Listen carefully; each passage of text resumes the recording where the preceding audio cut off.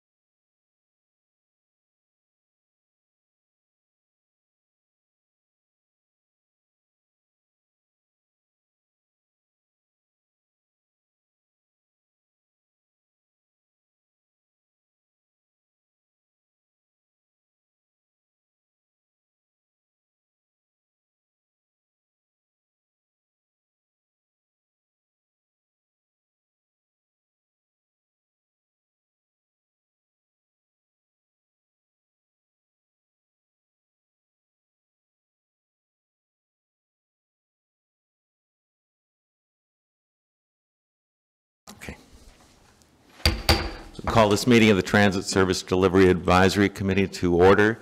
My name is John McGlennon. I'm a member of the James City County Board of Supervisors, and representing VACO on this committee, I chair the committee. I ask Cindy, would you introduce yourself? Certainly.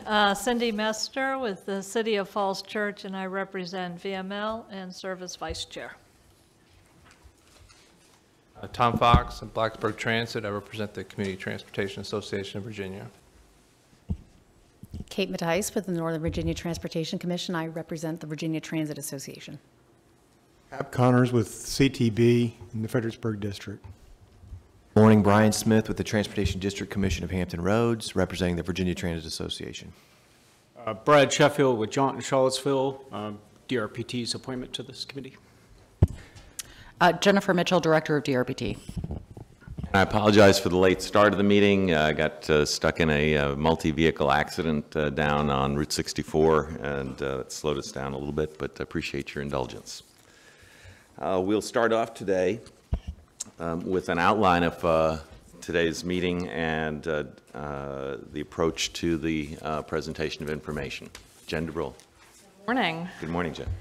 I thought it would probably be a good place to start off, especially with the materials coming out so late on Friday, that we could give you an overview of kind of where we were for today's meeting, kind of tee up some of those key policy questions before turning it over to our consultant team to go through lots of data and information with you today. So just to give you kind of an idea of where we started, we had our webinar on April 11th, and Cambridge Systematics' Tom Harrington walked you through the scoring that had been developed based on what was in the Revenue Advisory Board report. At that point, we provided, DRPT provided revenue projections and funding assumptions based on House Bill 1539. And those revenue assumptions, we were just looking at the state share of funding that would be in the program after all of the changes in the program. The initial funding scenarios showed some things that I don't think we expected. I would say, Jennifer can correct, I don't think we liked what we saw. It just didn't show us a program that we felt like was balanced, and so we went back to the drawing board. And we came up with an alternative scenario that you received on Friday. In that alternative scenario, we made adjustments to basically all the variables. We changed some aspects of the scoring methodology, we changed some aspects of the program structure, and also made some adjustments to the revenue assumptions. And Tom and Nate will walk you through those assumptions when we get to them today. We're going to lay everything out on the table just like we saw it, and walk through both that initial run and the alternative scenario in today's presentation. There were some things that we also realized in looking at the data. I mean, we picked 1 year. We picked last year's 6-year program, fiscal year 2018, to work off of as a sample data set. And anytime you pick 1 year, you find out after you pick a year that maybe there were some things in that year that you didn't realize walking into it. Capital programs, as we've talked about, and we talked about with the Revenue Advisory Board a lot, they're inherently lumpy. And we use that term that we see big projects come through, and it's a big increase in the ask, and then in another year you might not have a big capital project that does that. What we realized in the first run of the data set is not only are we lumpy in terms of big projects, but we're lumpy in terms of vehicle purchases. And so some years are big vehicle years for some of our providers, where other providers may not ask for any vehicles in that year. So when we looked at 2018, we started looking at the data, we realized that there were particularly large vehicle requests from HRT and from GRTC in Richmond that year, but relatively few vehicle requests in the grant applications that came from the Northern Virginia agencies. We also looked at the smaller agencies as well in the smaller urban areas, and saw that there were no bus replacements from Greater Lynchburg Transit in FY18 or Valley Metro or Blacksburg. There were a lot of paratransit vehicle requests in 2018. Again, it's just kind of that ebb and flow of trying to maintain a state of good repair. What we walked away from is, it's not a strange year, it's not an off year, it's not a bad year to look at, it's just kind of the cycle of the program. We went back and said, is there anything that makes this year stand out any different from 17, 16, 15? No, they're all kind of like this, that there's an ebb and flow between different agencies.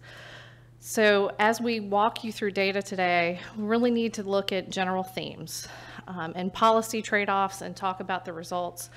I know it's very hard to do because I think we automatically get drawn to specific agencies or specific types of projects, but I really think we need to kind of step back and say, are we seeing the types of projects that we would expect to see funded? What are the policy trade-offs associated with that, with those decisions? So some of the key policy questions that we want to walk through today and some of the things that we're coming to you with recommendations on really break down into 4 key areas. Or I'm sorry, I can't count on Monday morning, 5.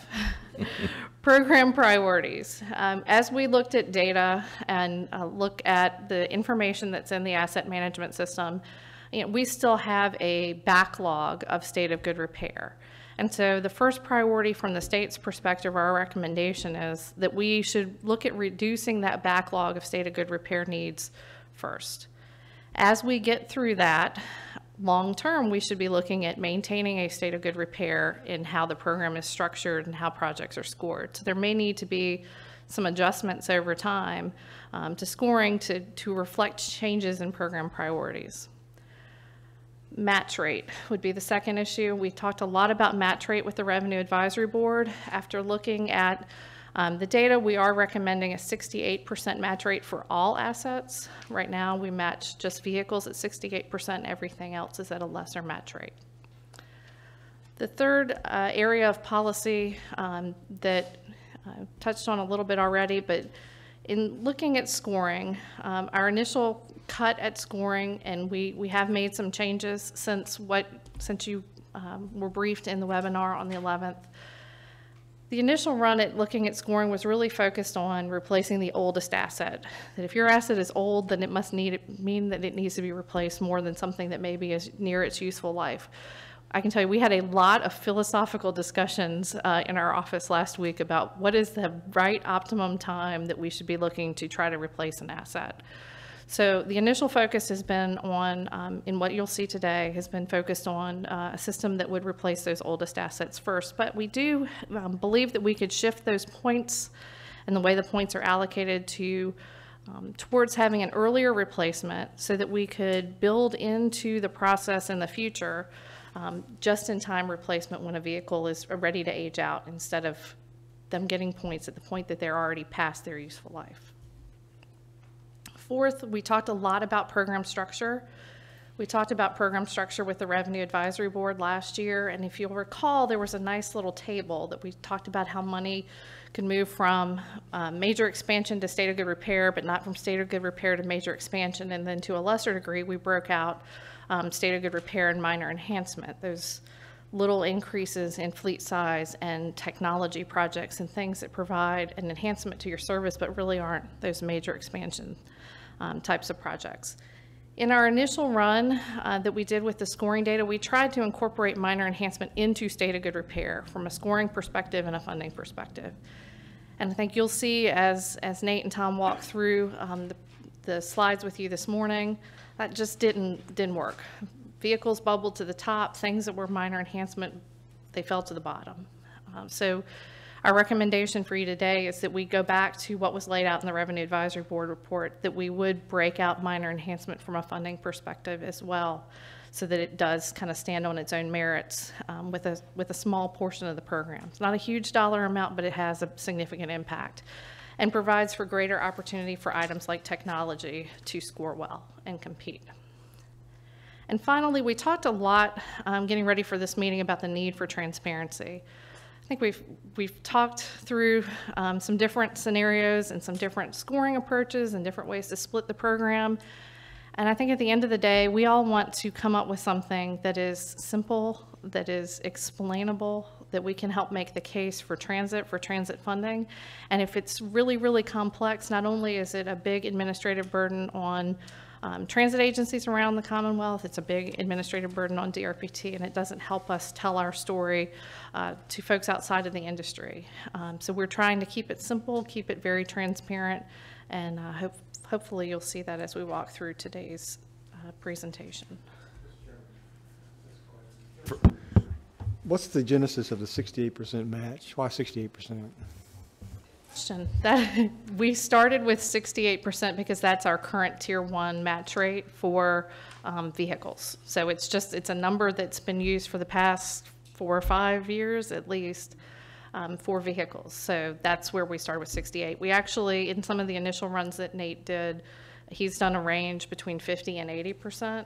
And I think we didn't have 68 in there originally. I think we might have had 65 or something. We said, no, we all, I don't know, feel a little bit comfortable with 68 because it's a number we use now. Let's look at 68 and see how that looks with the program itself. All right. Okay. Any questions, comments for Jenna? Turn it over to Tom Harrington.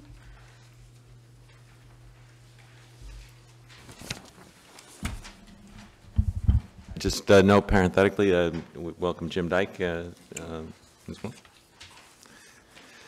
Thank you. Miss much. I got here a little late. So.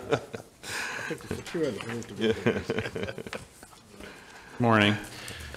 So my presentation will be brief and kind of build on what we talked about on the April 11th webinar, highlighting some of the changes that have taken place. So you'll recall on April 11th we presented the methodology and looked at initial scoring results, which, as Jen mentioned, followed sort of the initial approach that was in the Revenue Advisory Board report.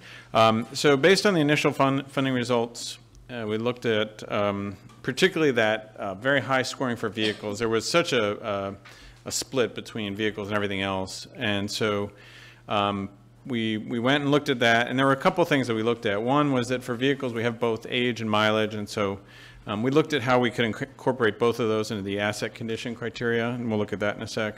And then, as already was mentioned, the distribution of funding between state of good repair and minor enhancement.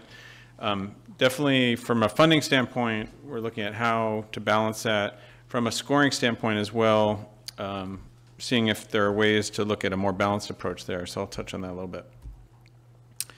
Again, when we look at our framework, one thing we also want to highlight, which certainly has come into play as we looked at the FY18 program, is that we do have a needs screening for state of good repair. I mean, that's an important step, and I think that's something that we've seen as we've looked at projects, that there are projects that come forward, particularly ones that don't meet the expected service life for age and mileage, that will be screened out and not eligible.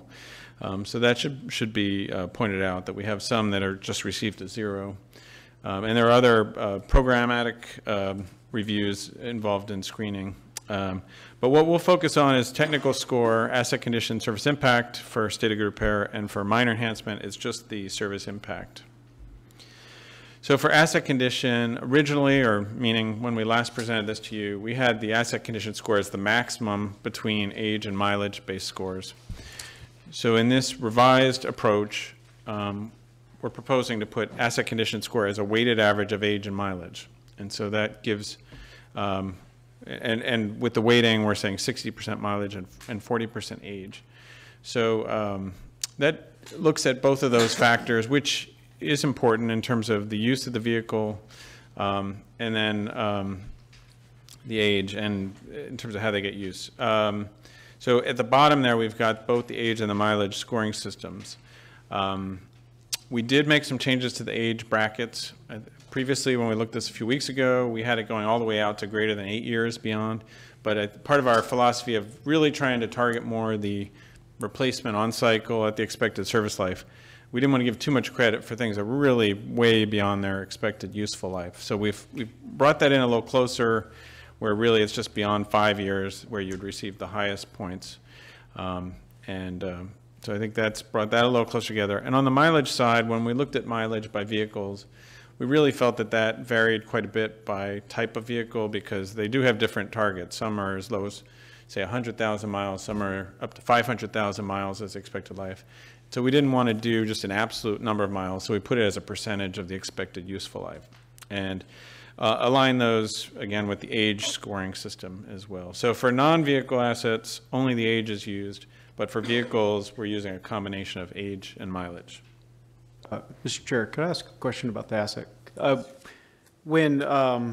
think this has been asked before, but you're using the miles and the date the age of the vehicle at the time the applications were submitted, or with the information that was submitted in the applications? Or this is a point that I think this committee probably needs to give like very clear direction on, because you can go one way, might be fairly simplistic but short-sighted, and then the other way puts too much burden on staff to have to validate people's applications. But go ahead. Well, it is a good point. And we, for our purposes for the demonstration, had selected July 1st of when, of where the age and the mileage was at that point. But I think that's a good point in terms of the timing of the application and when it will be evaluated based on. So the intent is to tie everything to your data in Transam. And Cambridge developed Transam for us. We think we can build a link between that system and your application. So when you apply, you would put in the VIN number and it would automatically draw that data out of Transam with age and the mileage. As we work through this initial scenario, we're solid on our age data because we can validate that with invoices as those vehicles are purchased. The mileage data that we saw in Transam, not very good. So, you know, there's going to have to be some upkeep to the data on May 11th when we have a webinar. A chunk of that webinar is going to be focused on Transam data and how that ties into making this work. So we'll hopefully get to some of those questions about data quality. I mean, go back to transparency. We've got to have good data in order to make this work and be transparent.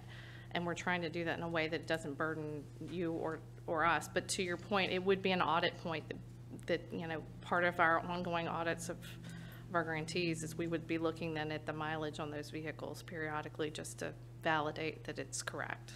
I'll speak just for one of 40-plus systems. I don't care if you burden my staff. I really don't want to burden DRPT staff, given what I know, which all are working on. The question also is related to the fact that you've got body on chassis that can turn around in 6 months versus a 40-foot bus, maybe 18 months if you're just looking at a regular diesel versus, you know, going beyond that. So that's where I just wrestle with what benchmark do you use, because an application approved for Blacksburg to get an articulating bus, how long did it take to manufacture those? You know, probably almost 2 years, probably. By then, that bus that it's replacing way beyond its useful life versus. It's a good point, and I think I would really welcome some input from you all on this as well about whether the benchmark, you know, that we're looking at should be tied to your application date or the point at which you expect the vehicle to be replaced. I think is that the. Yeah, that was what I was pointing out, yeah. I think, like as Jen said, we used what's in Trans Am, but I think it's still, even if we're using the Trans Am data, needs to be tied back to a benchmark that's consistent for everybody. So I mean, again, I'd welcome some input and some thoughts from you all on what that should be. Mr. Chair, I would just ring in on that point. The point in time replacement would be, I think, ideal. And just to, you know, mention that the production time, the lead time on acquisition of vehicles, roughly, you know, 20, 24 months, kind of that time frame. So anticipating that being the case within the overall framework of the applications and, you know, when awards would be made, with notice to proceed to you know, manufacturers, all of that, so that we can, you know, bring these vehicles into, you know, into operation and replace the older vehicles at a point in time need, I think would be an ideal way to go. I would like to ask, if I may, unless there's more comments on that element, but I wanted to ask a question too. So, Tom, did you have? I was just going to echo that. I think that it's not that hard for agencies to predict at what point the vehicle will hit that mileage or that age, and then especially if we're using state contracts, we can talk to the manufacturers about production time. So I think if we put that on the agencies, it wouldn't be that difficult for us to do.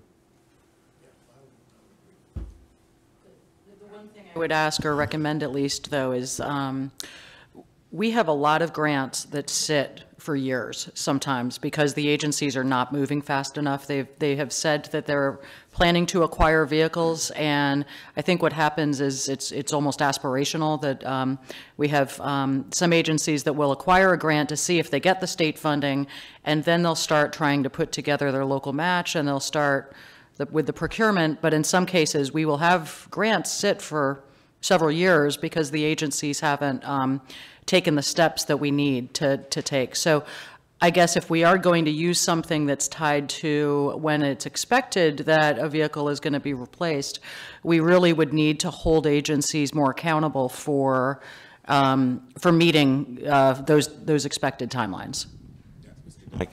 I would agree with that. You need to have some kind of accountability, and in fact, if you want to really tighten it up, you could put in there that if in fact you put in a date and then you let it sit, that there'd be some consequences for that. In other words, just sort of focus people to either make sure what they put in is something they can stand by or be willing to take some consequences. But I think that's the approach, and make it as accountable as you can.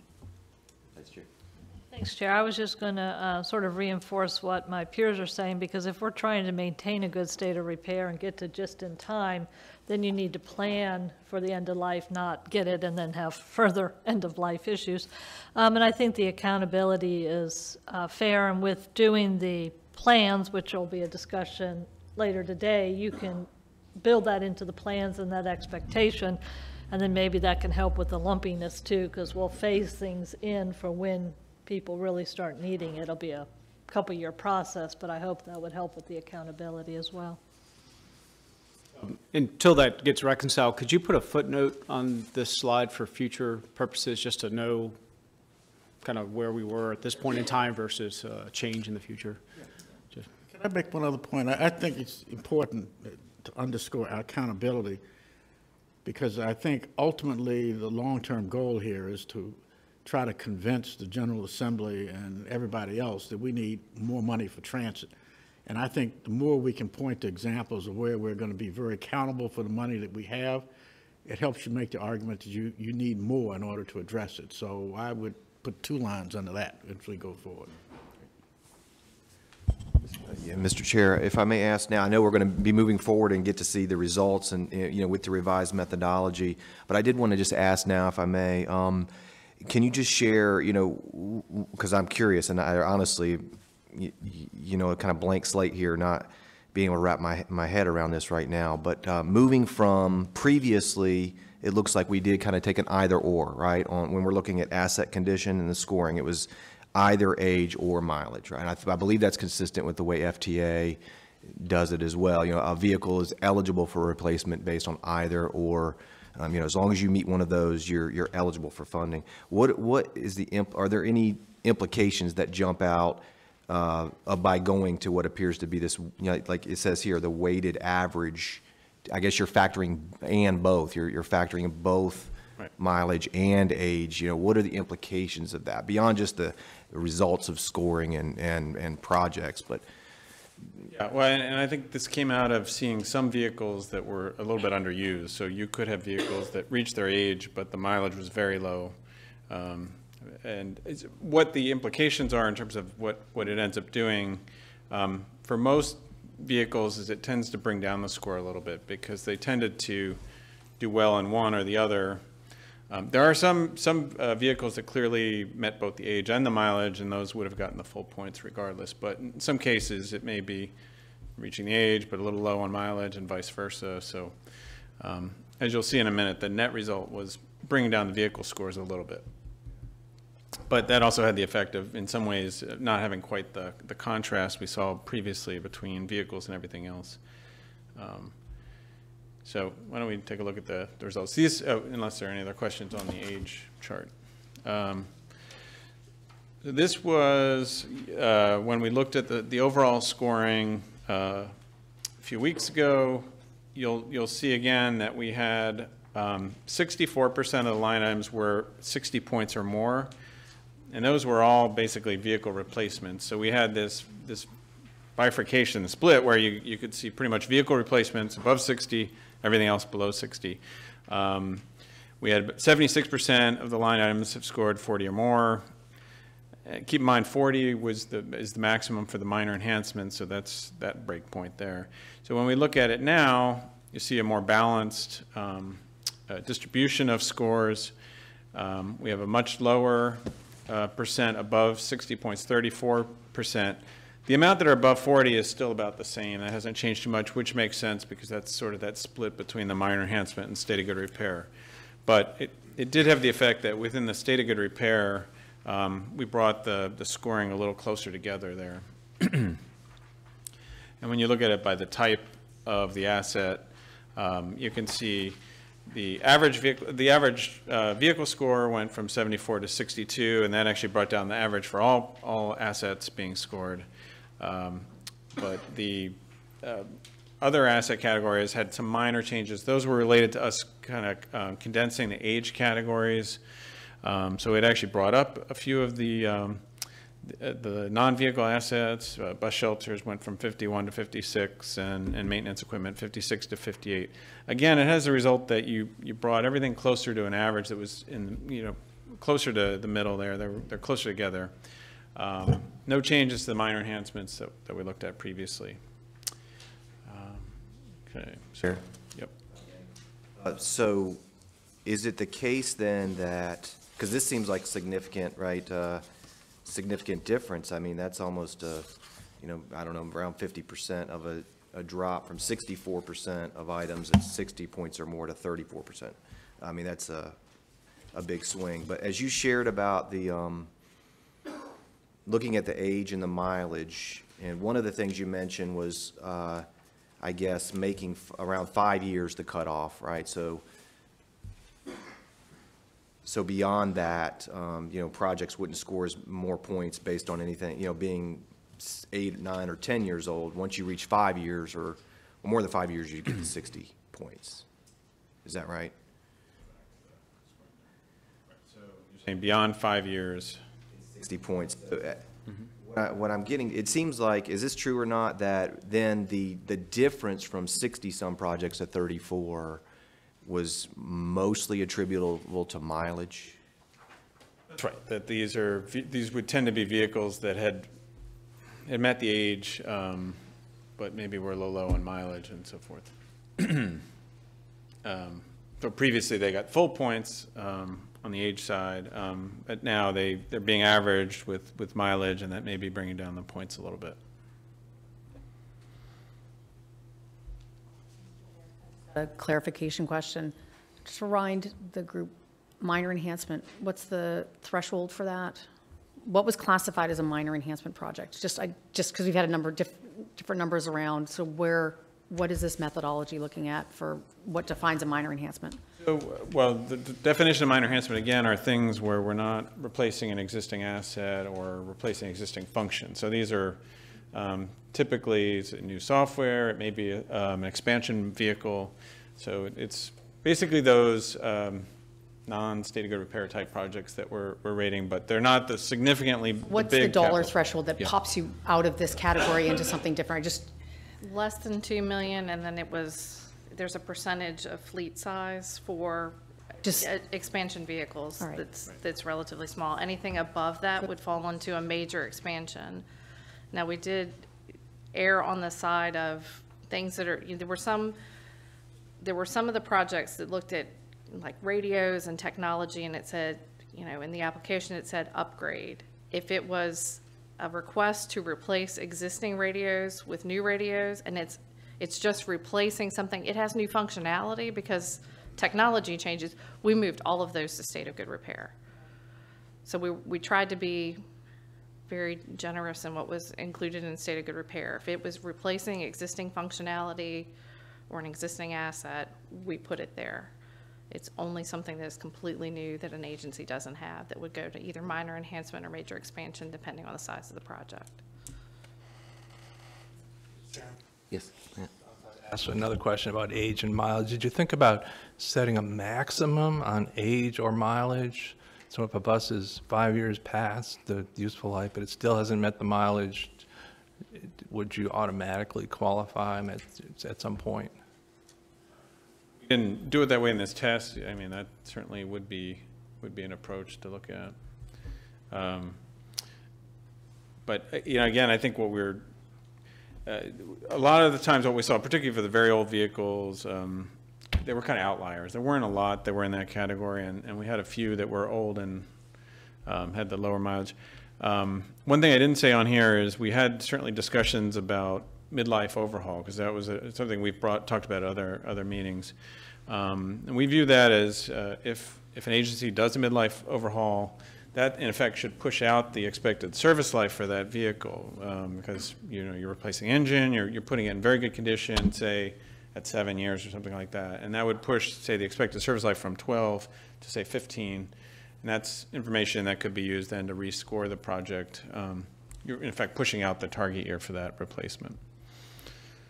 Can I just ask, again, a couple of clarifying questions, maybe? You're using a different calculation for mileage and age, right? And I wonder whether there was a reason to not do the same thing with age that you did with mileage, which is to say, to consider the expected life of the vehicle and then take a percentage of that expected life. The compression here seems interesting to me, because I'm assuming that 5 years is not a particularly long life for some vehicles. Am I clear what I'm asking about, Tom? Yeah, you're saying age scoring, yeah. Could that be as a percentage of yeah, because the age scoring seems to be driving a lot of the change in the point totals and so forth, and does seem like it's compressing, what's going to get points and what doesn't. Yeah, I mean, it could be expressed as a percent. I think, again, I think the philosophy was to try to target that expected service life. That was partly why I brought the age in terms of years. Mileage is one type of asset where we have a pretty good handle on, say, how many miles per year different types of vehicles drive. Whereas with age, we're applying it to not just vehicles, but all kinds of assets, software, and so forth. So that's, again, because that could be something that may be driven by fairly rapid changes in technology, or it could be driven by, expected life for a building. And those are very different kinds of things. And to say, anything that reaches 5 years gets a particular score, I guess I don't quite understand the logic of that. Well, and it's certainly something that could be adjusted very easily in terms of the scoring. Yeah. I just make, again, a very minor request for clarification in the future. As I was looking at this, I'm always moving from one set of acronyms to another all the time. And could we come up with something other than ME because of the fact that we got both minor and enhancements and major expansions, and they're both MEs, and so maybe MIE or MAE. Sort of a mini-me. Yeah, that's right. yeah. Chair, I have a question getting back. You talked about the midlife replacements. How would a midlife replacement be scored under this? Well, so I'm saying a midlife replacement would, at least after it's done, would push out the expected life. But you're saying the actual midlife replacement. I think that's probably a policy discussion in terms of the approach, whether those should be viewed, if they're viewed as a priority, should those automatically be scored at the highest points? In other words, if an agency is doing that. But that's a policy question rather than a scoring question. I might need to defer this to Jen or one of the other DRPT staff in terms of how we were Were there any, I don't know the answer to that, or were there any useful life in the 2018 data set that we? Well, I think there were a couple things described as engine replacement, engine overhaul. Or engine replacements. May have, probably fallen in that category. And they were scored as state of good repair? They were, yeah. Okay. So we didn't develop a separate category or anything, but you could give that a priority if that was policy that you wanted to prioritize those. Yeah. Okay. And were they?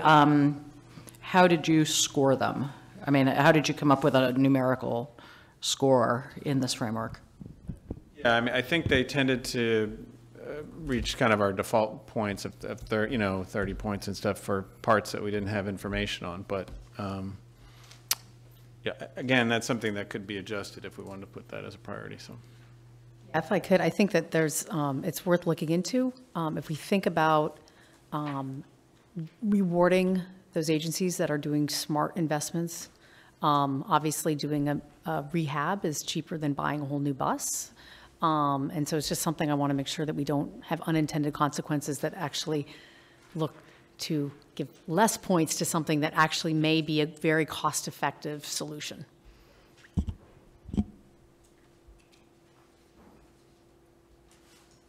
Comments or questions anybody has?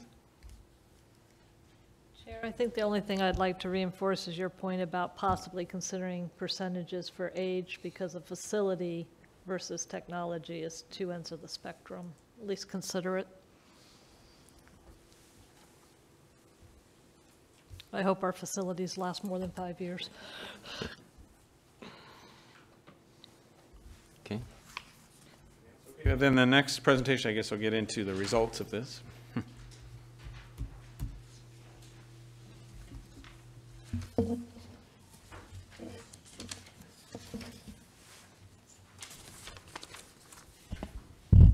I just had a thought on your question about rewarding for cost effectiveness. It's also on the other side of it that that vehicle doesn't get bumped to the back of the line just because they made that choice. So follow up later on that kind of comment, but it's the complexity. It goes back to Jen's slide. It's lumpy because different agencies do different things for different reasons.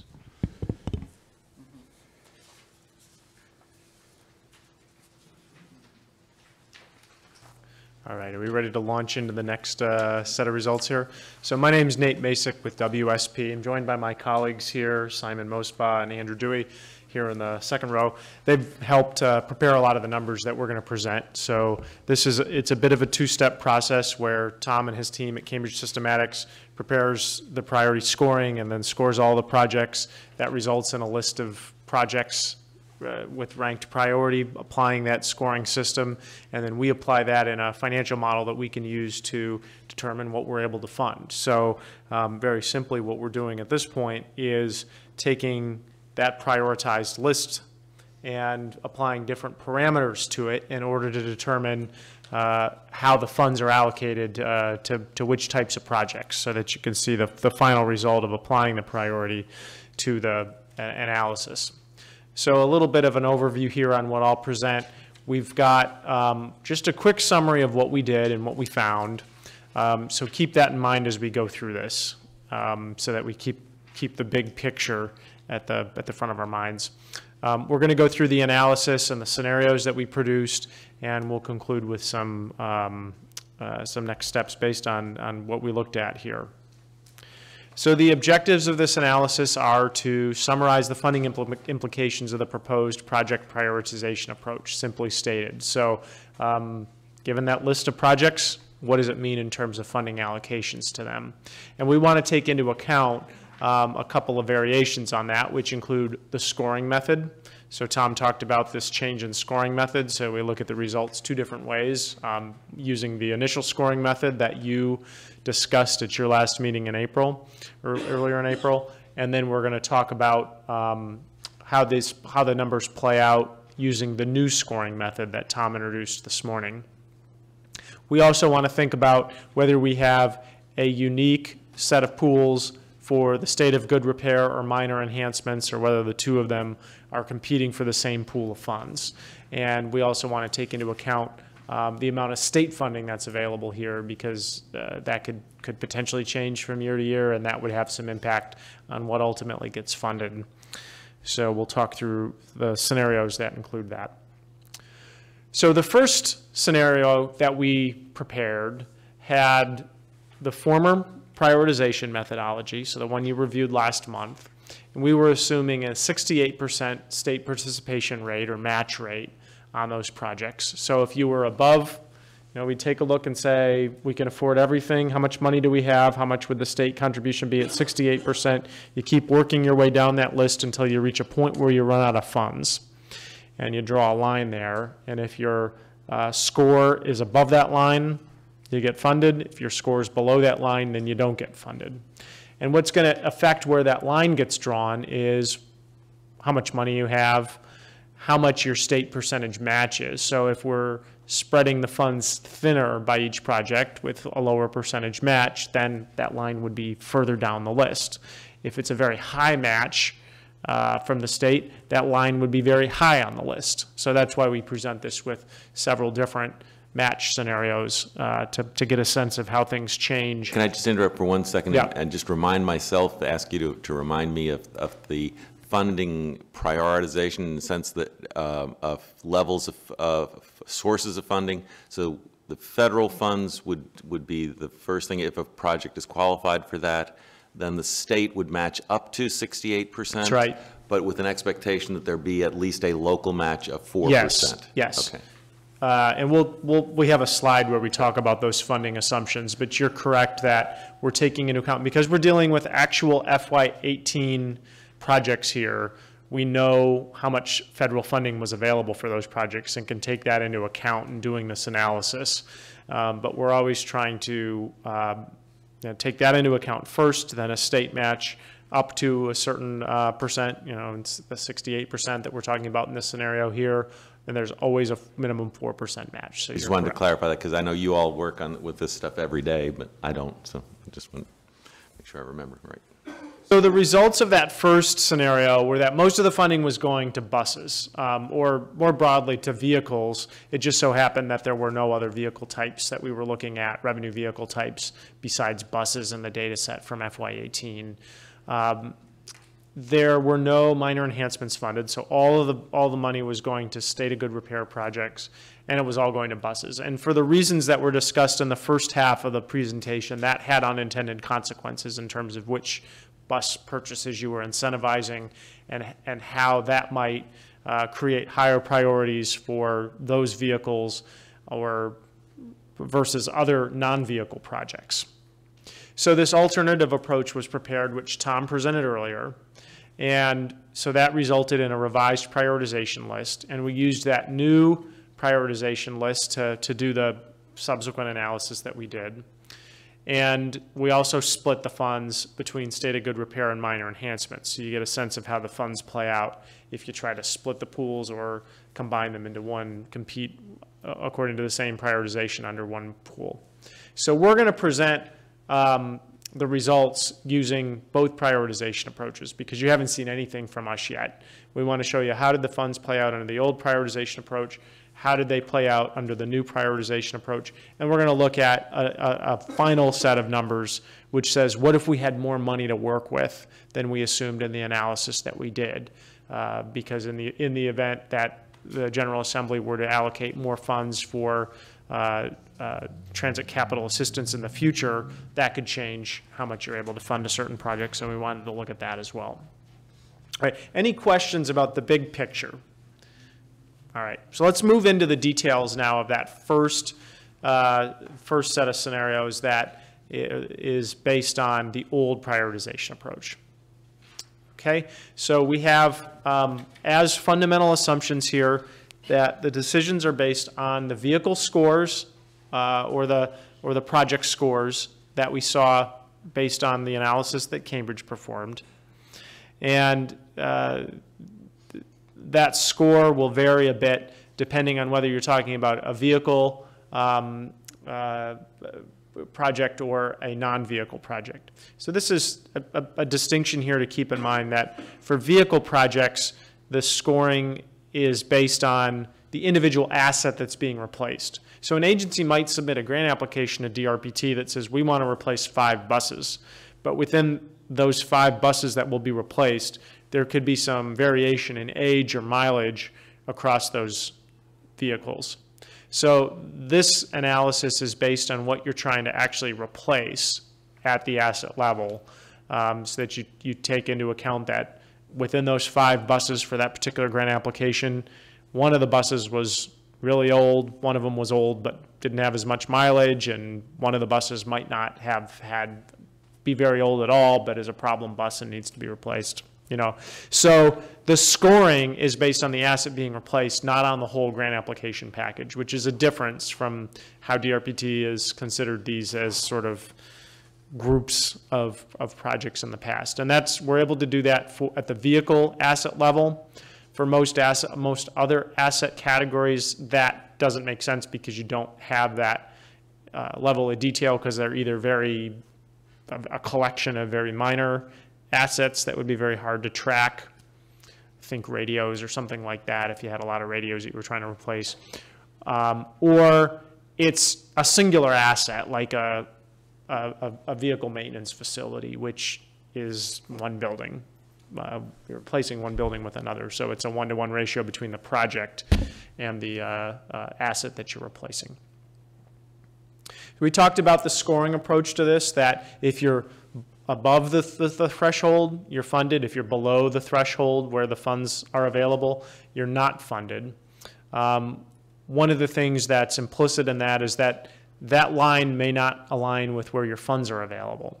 So you have, in one of these scenarios we'll look at, we have about $37 million in funding to work with. You figure out what you can fund for $37 million and draw the line. And inevitably, especially because with this revised scoring, we've got a lot of bunching at the middle, there's going to be more than one project that has the same score where you run out of funds. So what we've done in this analysis is sort of a simplifying assumption, is assume that everything with that score, wherever that cutoff occurs, everything gets funded. So that you're not saying, well, you know, alphabetically you were above the line, you were below the line, you don't get funded, or some other sort of criteria like that. You're not saying, you know, well, these, we only have this amount of money to spend, and so these that are right on the line get a lower match rate than everything else. You know, there are different ways that you could sort of deal with that situation of tie scores right at the threshold, but we said fund everybody and look to use reserves or other resources that might be available to fund the difference. And in most cases, the margin, the additional funding that you might need to come up with was, you know, $500,000 to $1.5 million. So wasn't insignificant, but it was sort of within the realm of what DRPT might be able to work with in putting an annual funding recommendation together for CTB. The last point on this page is that there's a single maximum participation rate for all projects, meaning that if you're funded, you get the full percentage that's assumed for that scenario. You know, if we're funding at 68%, everything gets 68%. There's no variation based on tier or anything else, or for any other reason. Everything is funded at the same maximum state rate, with the caveat that the state is never overmatching. So if you've got a lot of federal funds in the project, you know, the state is only going to provide funds up to a certain amount. We've talked about this in the past, but I know several of you are new. So just to give an example of how that works in action for an agency that has a lot of federal funds in a project, say 80%, which is a pretty common match rate for a lot of the smaller agencies that are applying for grant funds. The federal share in that project would be 80%. The state share would be 16%. The local share would be 4%, because there's an expectation that the local share is always at least 4%.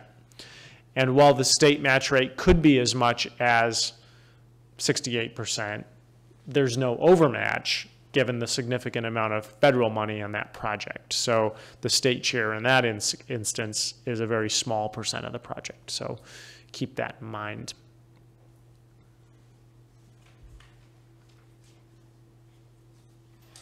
So we talked about this. This is putting into words what I just described, which is that you're getting the lesser of either the state participation rate of 68% or the remaining need after the federal share has been taken account of, so that you can't get overmatched, you can't get more from the state than the cost of the project once you add all your funding sources together.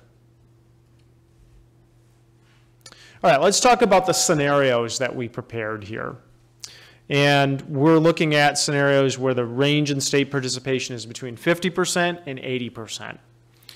And we're using FY18 data, so we had actual data on projects that were funded by DRPT in FY18, and use that as a basis to say, what if we had this amount of funding, these rules, this prioritization approach, what if we applied that to allocate funds, what would the results be? And that's what we'll present now. So single state percent match rate for everything that's funded in each scenario, and we did 3 scenarios, 50%, 68%, and 80%. So in the 58% scenario, everything got 58%, the 68%, everything got 68%, so on and so forth. Assumed a maximum funding, federal funds participation rate of 80%, which is fairly typical because most federal programs that transit agencies are applying are a maximum federal participation rate of 80%. So that's one of our fundamental assumptions.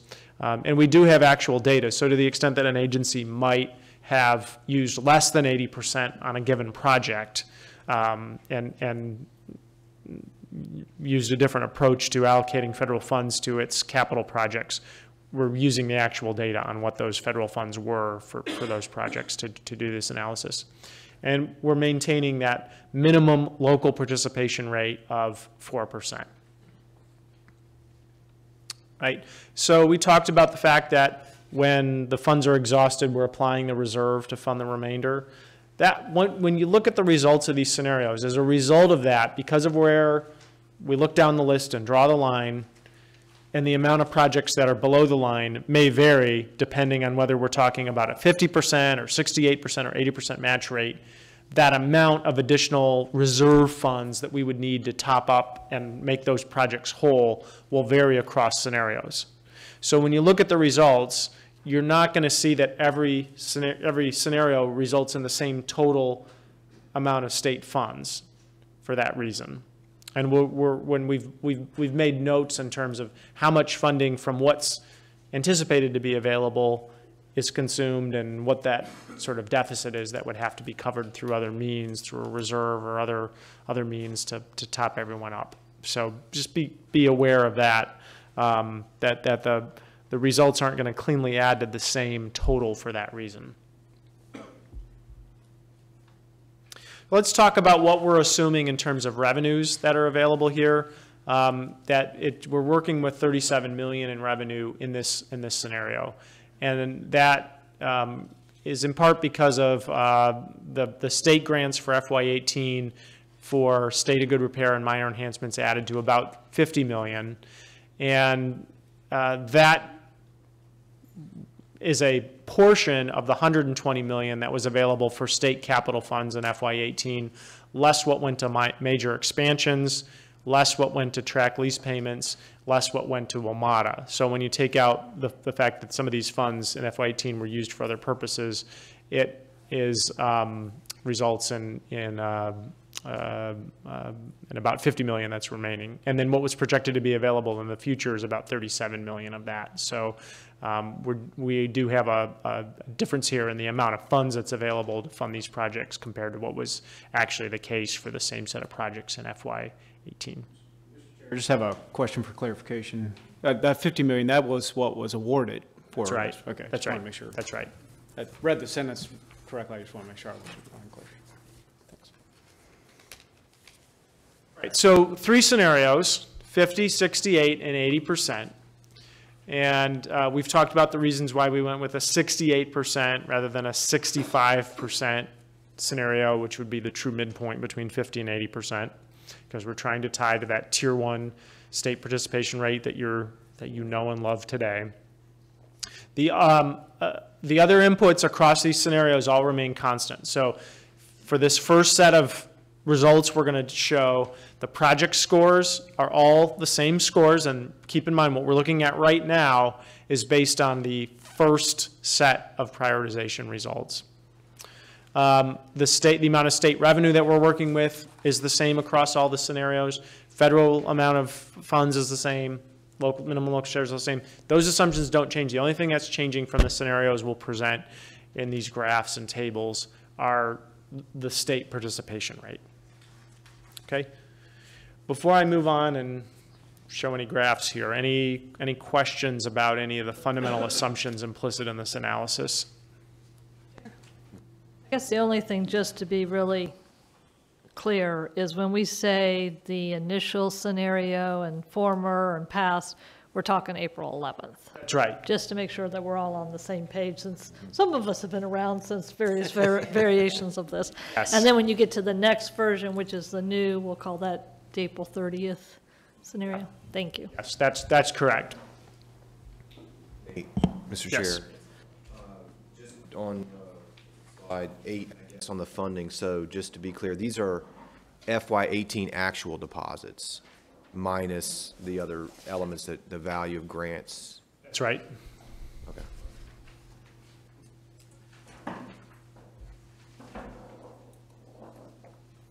Okay, so if we were to award funds to every project on the list at 50%, 68%, and 80%.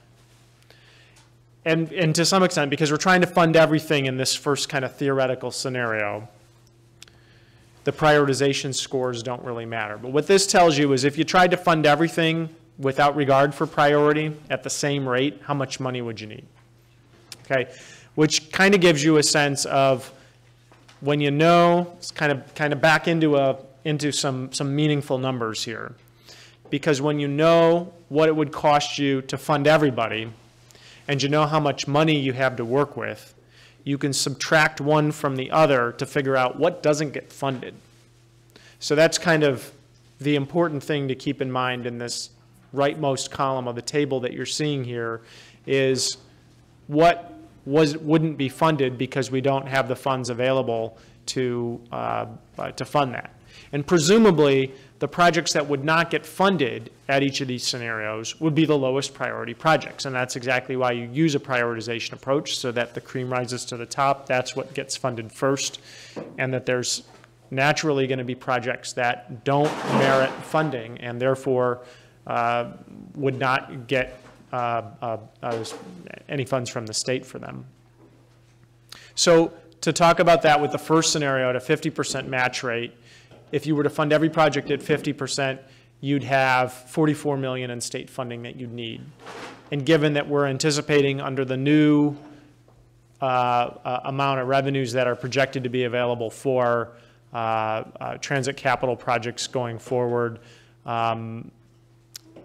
you would have $37 million, which means you'd have an unfunded state share of about $7 million. That one is the lowest unfunded share because you're giving less state money to every project, and therefore you're able to spread the funds further and you don't have a lot of unfunded state participation. When you jump to 68%, you end up with an unfunded state share of about $19 million. And at 80%, it jumps to about $24 million. Now, one thing you'll note is that these jumps are not linear. And you'll see that that's true in the graphs that we'll show as well, which present these answers another way. And the reason this isn't entirely linear is because a lot of the projects are for agencies that have 80% federal match, and they're getting a very small amount from the state. So keep that in mind that... can I ask a question about the data that you have available? So what is the total cost of those projects that would amount to, if we were to add together the cost of the capital program for all of those agencies, do you guys happen to know that number offhand? I think we have that number. The reason I ask that is because we always present this in terms of the state share being X number of dollars, and we really know that the state is not spending that much for these capital assets. They're spending a much smaller percentage. And to convey the notion that, well, we're covering 68% of the cost of all these capital investments may lead to some policymakers misunderstanding the state's role in this and the amount of assets that we're drawing into the state by virtue of these programs that we are supporting at a lower percentage level. Yeah, in this, even if the state's got the, 68% is a maximum state participation rate. So the amount that the state would actually be spending as a percent of the total capital program would be lower than that, given the significant federal share in some of these projects. So it's a good point. We can look into the program here and see what the total cost of all these assets is. So you have that information and would know. Mr. Chair, Nate, would you mind? Could you just share briefly, explain the note? And you may have touched on it, but can you just explain that note at the bottom? The scope of projects matching FY18 application adjusted to match the 6-year plan. So we start with applications from agencies, and inevitably in reviewing the grant applications, some projects are not funded or drop out of the program or have different mix of funding that's applied to them. So that note is just a reflection of the fact that while we started with applications, we've tweaked things to reflect how the program was actually funded in the end. as published in the SYIP.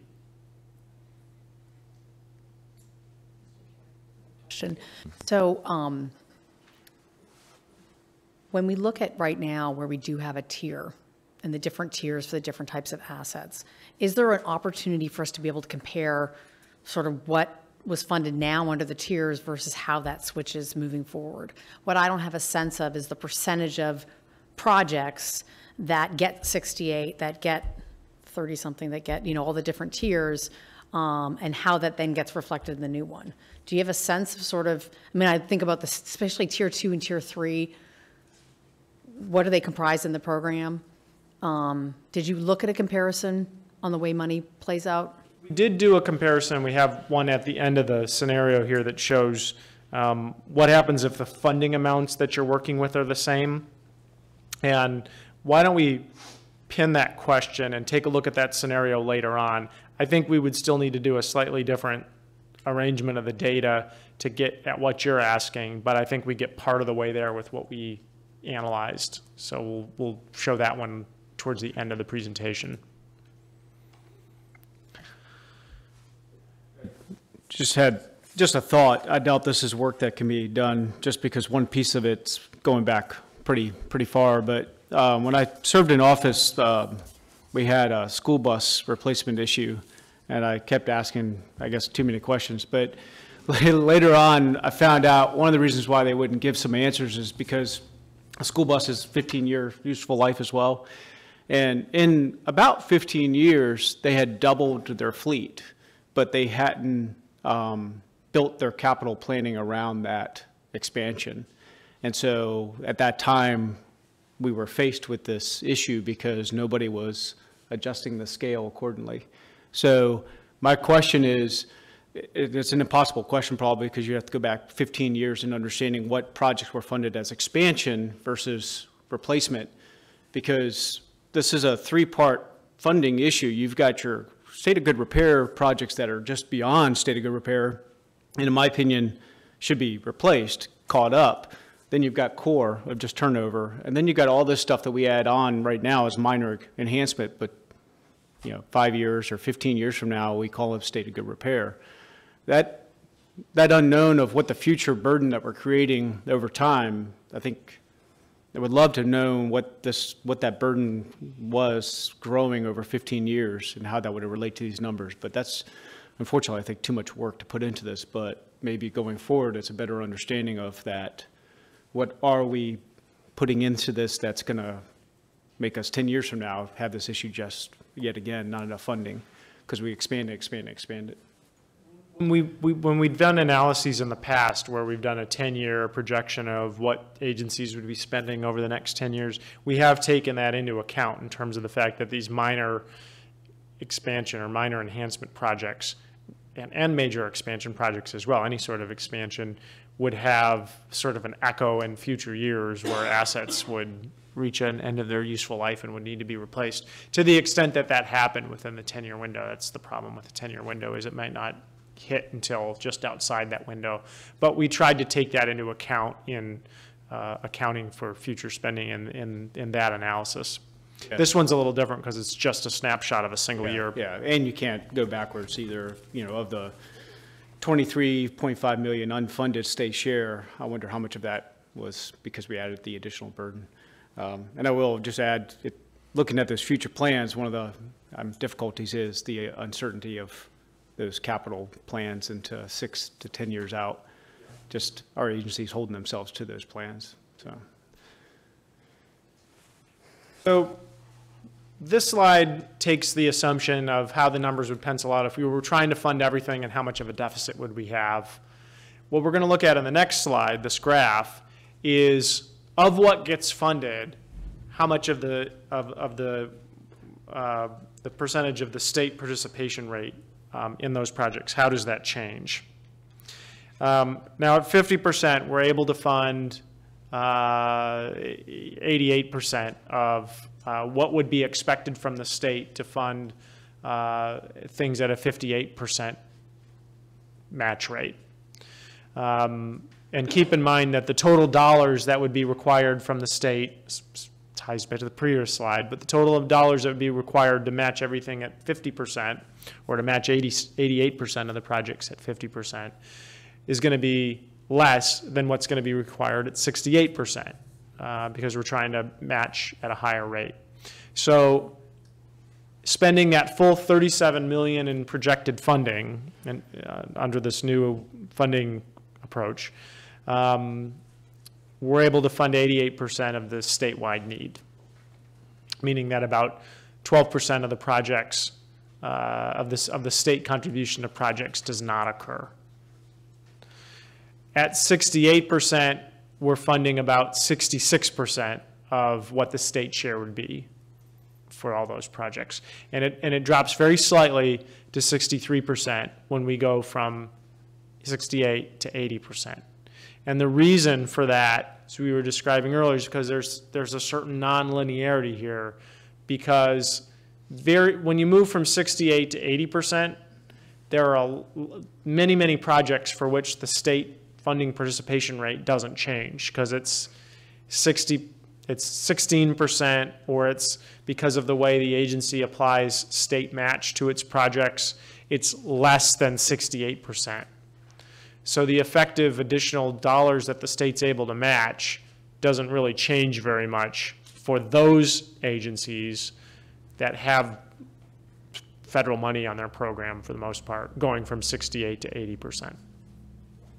And that's why you see that very slight dip moving in that direction. Any questions about that? Is that result clear to everybody? I have another question. The numbers you're using, that's based on, you said it's one of the bullets you have, the value of the 50 million, you say 37.2, but my main thing was the major expansion. So we had talked at one point that the major expansion projects, we would look at incentivizing or pushing them to possible smart scale type projects. So is this excluding things that would be considered major expansions? Yes. Okay. So the only projects that are in this pool are SGR projects and minor enhancements. But note that because the minor enhancement scores are so low in this April 11th approach, no minor enhancement projects get any money in what you're seeing here. Okay. So let's delve into that 68% match scenario. What gets funded at a 68% match? It's a lot of information here, but let's focus on the graph first. What that's showing you is the total amount of what the state request would be at if everything were funded at 68%. That's the highest line on those bars, the blue plus the red. The blue shows what actually would get funded. So what's in blue are the projects that do show up as priorities and do get funded.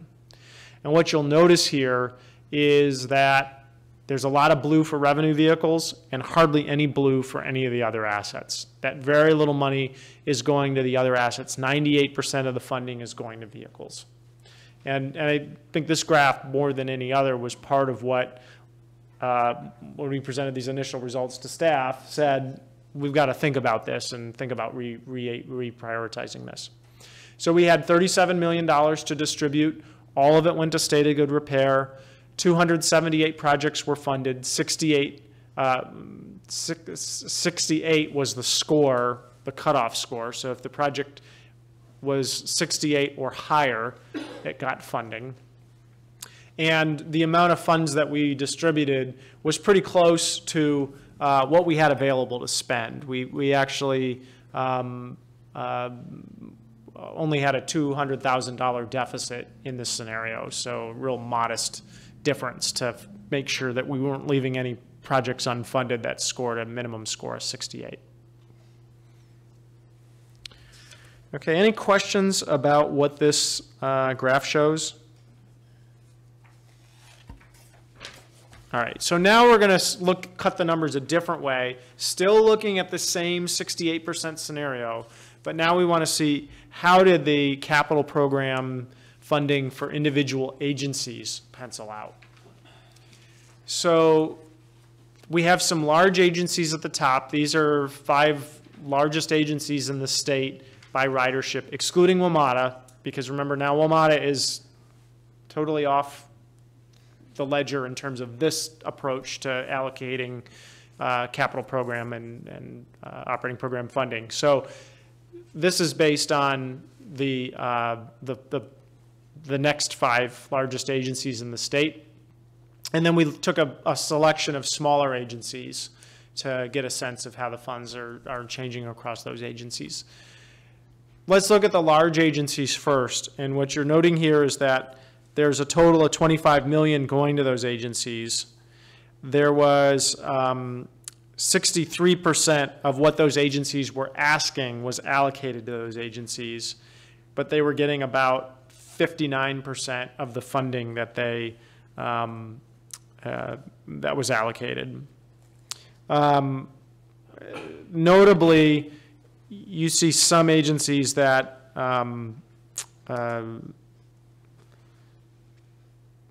basically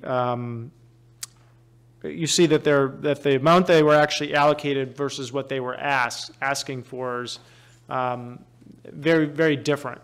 And the reason for that we see those differences is because of the fact that the agencies that had the oldest vehicles were the ones that were most successful in getting funds for what they were looking for.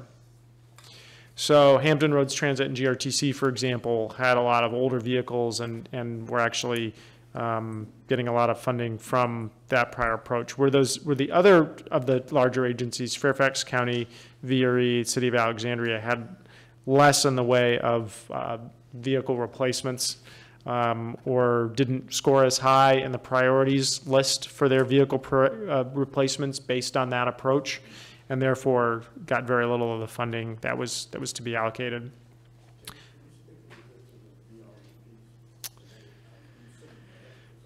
Well, they didn't request any. Their vehicles would all be rail vehicles, and they don't have any. There were no rail cars or locomotives that were replaced in FY18, and because this prioritization approach put such an emphasis on vehicle replacement, they didn't get any capital funds through this allocation approach.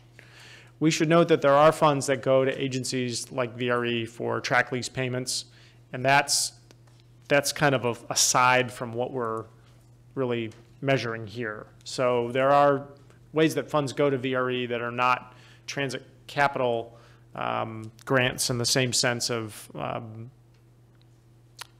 the way funds are allocated to other agencies, that we sort of set those aside and did not apply a prioritization approach to those, because a track lease payment is sort of an annual obligation that can't be prioritized really. But in terms of traditional capital assets, this scoring approach didn't result in any funding for them. And I think, again, so the first red flag that went up was everything was going to vehicles in the last slide. Second red flag was there are agencies that appear to not be benefiting in any way from this allocation approach because of what it puts an emphasis on. So this was another reason for the reprioritization.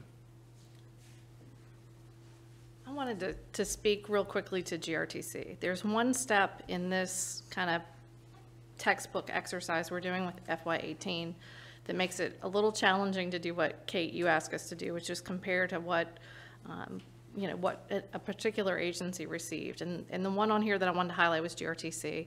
We talked on the webinar a little bit about, there's a screening step that DRPT does before we ever get to an application that gets identified and funded in the 6-year program. That screening step we didn't do for these. We just took the applications on face value and we scored everything. And what Nate and his team have done has looked at those projects for what they are, just to score them. For GRTC in particular in FY18, they had, to Jennifer's earlier point, they had a backlog of funding for vehicles that they had not yet received, that they had not yet procured in a lot of cases. And so they did not actually receive what they asked for. That was reduced and brought down through our review of their applications. So we've kind of left that step out of this process just to have the full data set. That step would still be part of the process, but that there's some other factors that come into this that make it difficult to do a comparison between what got funded in FY18 and what looks like it gets funded through prioritization. We'll say that it only took DRPT once to do that to me, to accelerate my procurement efforts on buses. Thank you. So I'm just saying, 2010 was an interesting time frame. When we shift to the lower table of this slide, what you'll see is that most of the request is being allocated to these smaller agencies. 100% of what was requested gets allocated to Alta Vista, Bristol, and Greene County. Almost 90 or over 90% gets allocated to Pulaski and Radar. And that's in part because they are requesting funds for vehicles, by and large, and that's what we're prioritizing in this April 11th approach, and therefore where the funds end up getting allocated. But the actual amount of funds on a statewide basis that goes to those 5 smaller agencies is, as you can see, it's very small. It's 0.2% of the statewide pool of 37 million going to those agencies, compared to 59% of the statewide pool going to those 5 larger agencies. And of that 59%, 32% would be going to HRT and 27% would be going to GRTC. Can I ask one clarification? So looking sort of at the large agencies with I think you described it as the oldest vehicles getting funded, was this one of the areas that gave sort of an unintended consequence for the scoring where age just prevailed regardless of mileage? Or how we maintain our fleets going forward? Turn to Tom on that, because that relates to what the prioritization scoring results in. I mean, I think that is probably what's at play here, but when we looked at it, it was about half and half, that about half the vehicles, it was the age that triggered the highest score, and about half it was the mileage. So it was fairly balanced. But that also caveat that we feel like the mileage data that we're working with, also maybe wasn't totally up to date in some cases. So yeah, but I think that generally is what's happening in this earlier scoring, April 11th. If you're an old vehicle, you're going to get the highest points, and that what we've seen in the April 30th version is that the mileage tends to balance out the score a little bit. That's why you saw the average score come down a bit. On that, is it possible to pull out that number of the vehicles that exceeded state of good repair in the terms that we're talking about, with both criteria that we're hoping to avoid into the future? Is there a way to put a number to that for us to have that, just to know?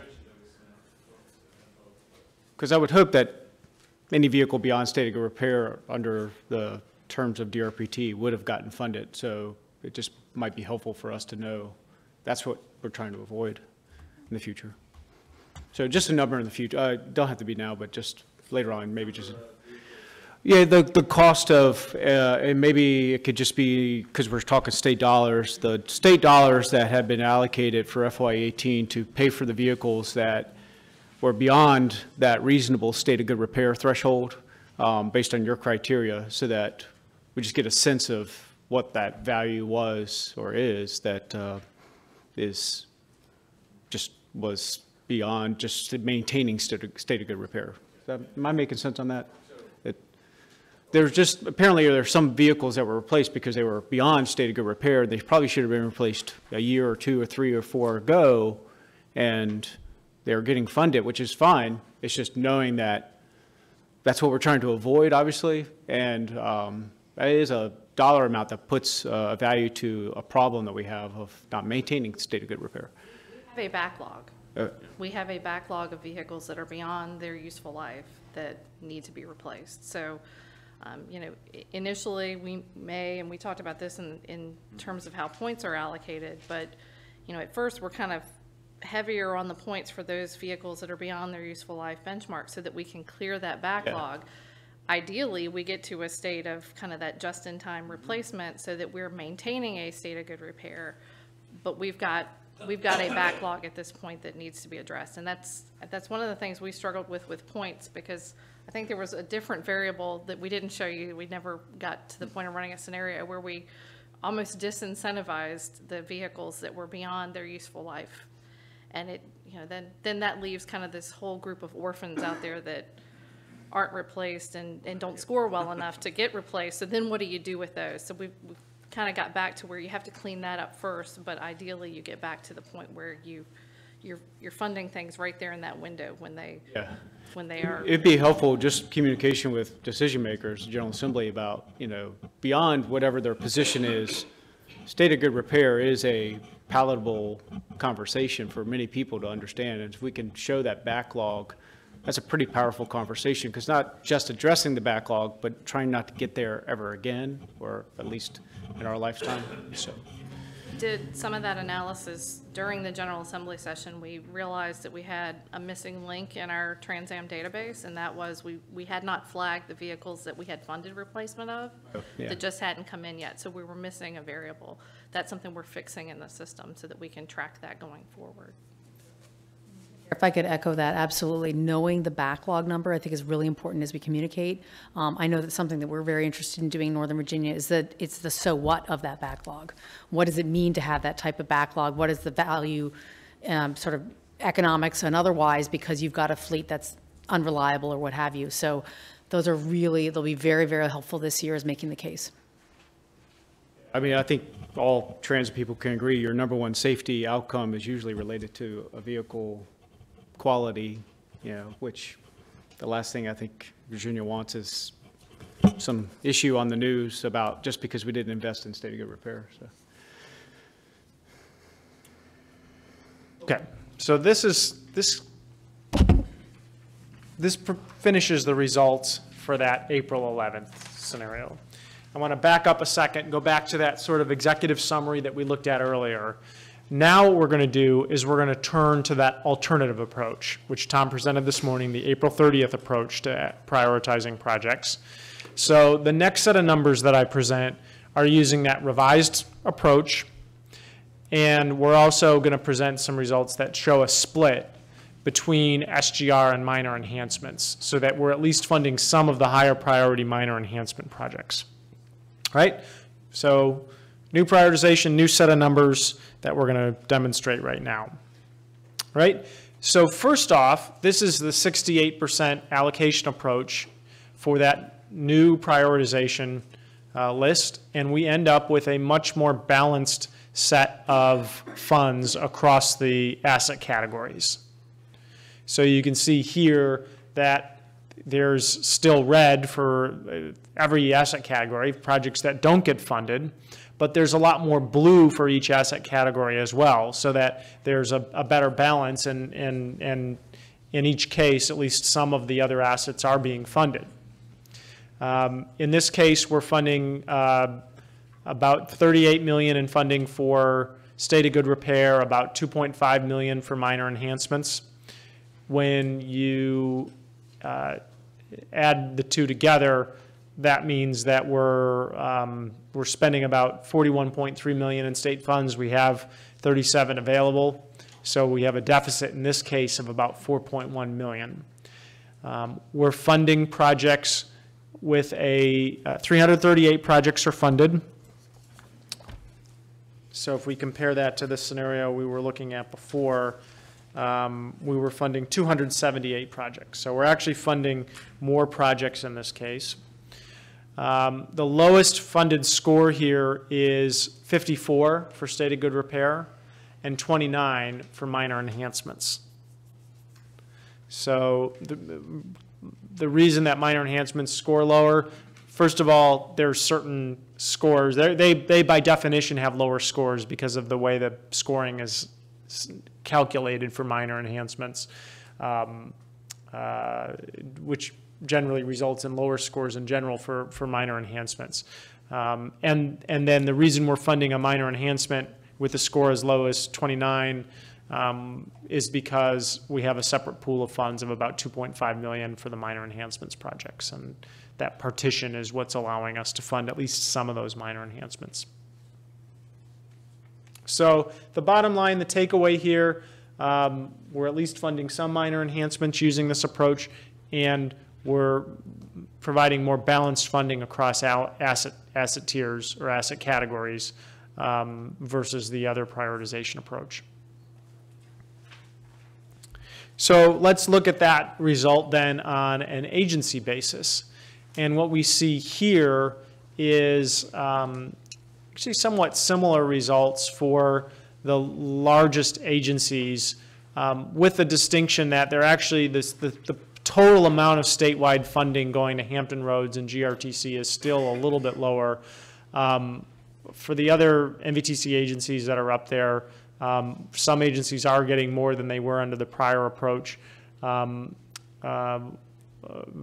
not seeing any for VRE again under this approach, but that's all based on the prioritization scoring and what gets emphasized there.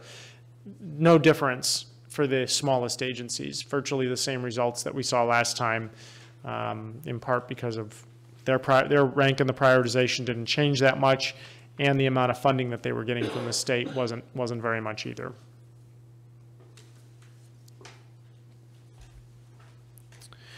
So then the next question is, how do things change if you're using different match rates?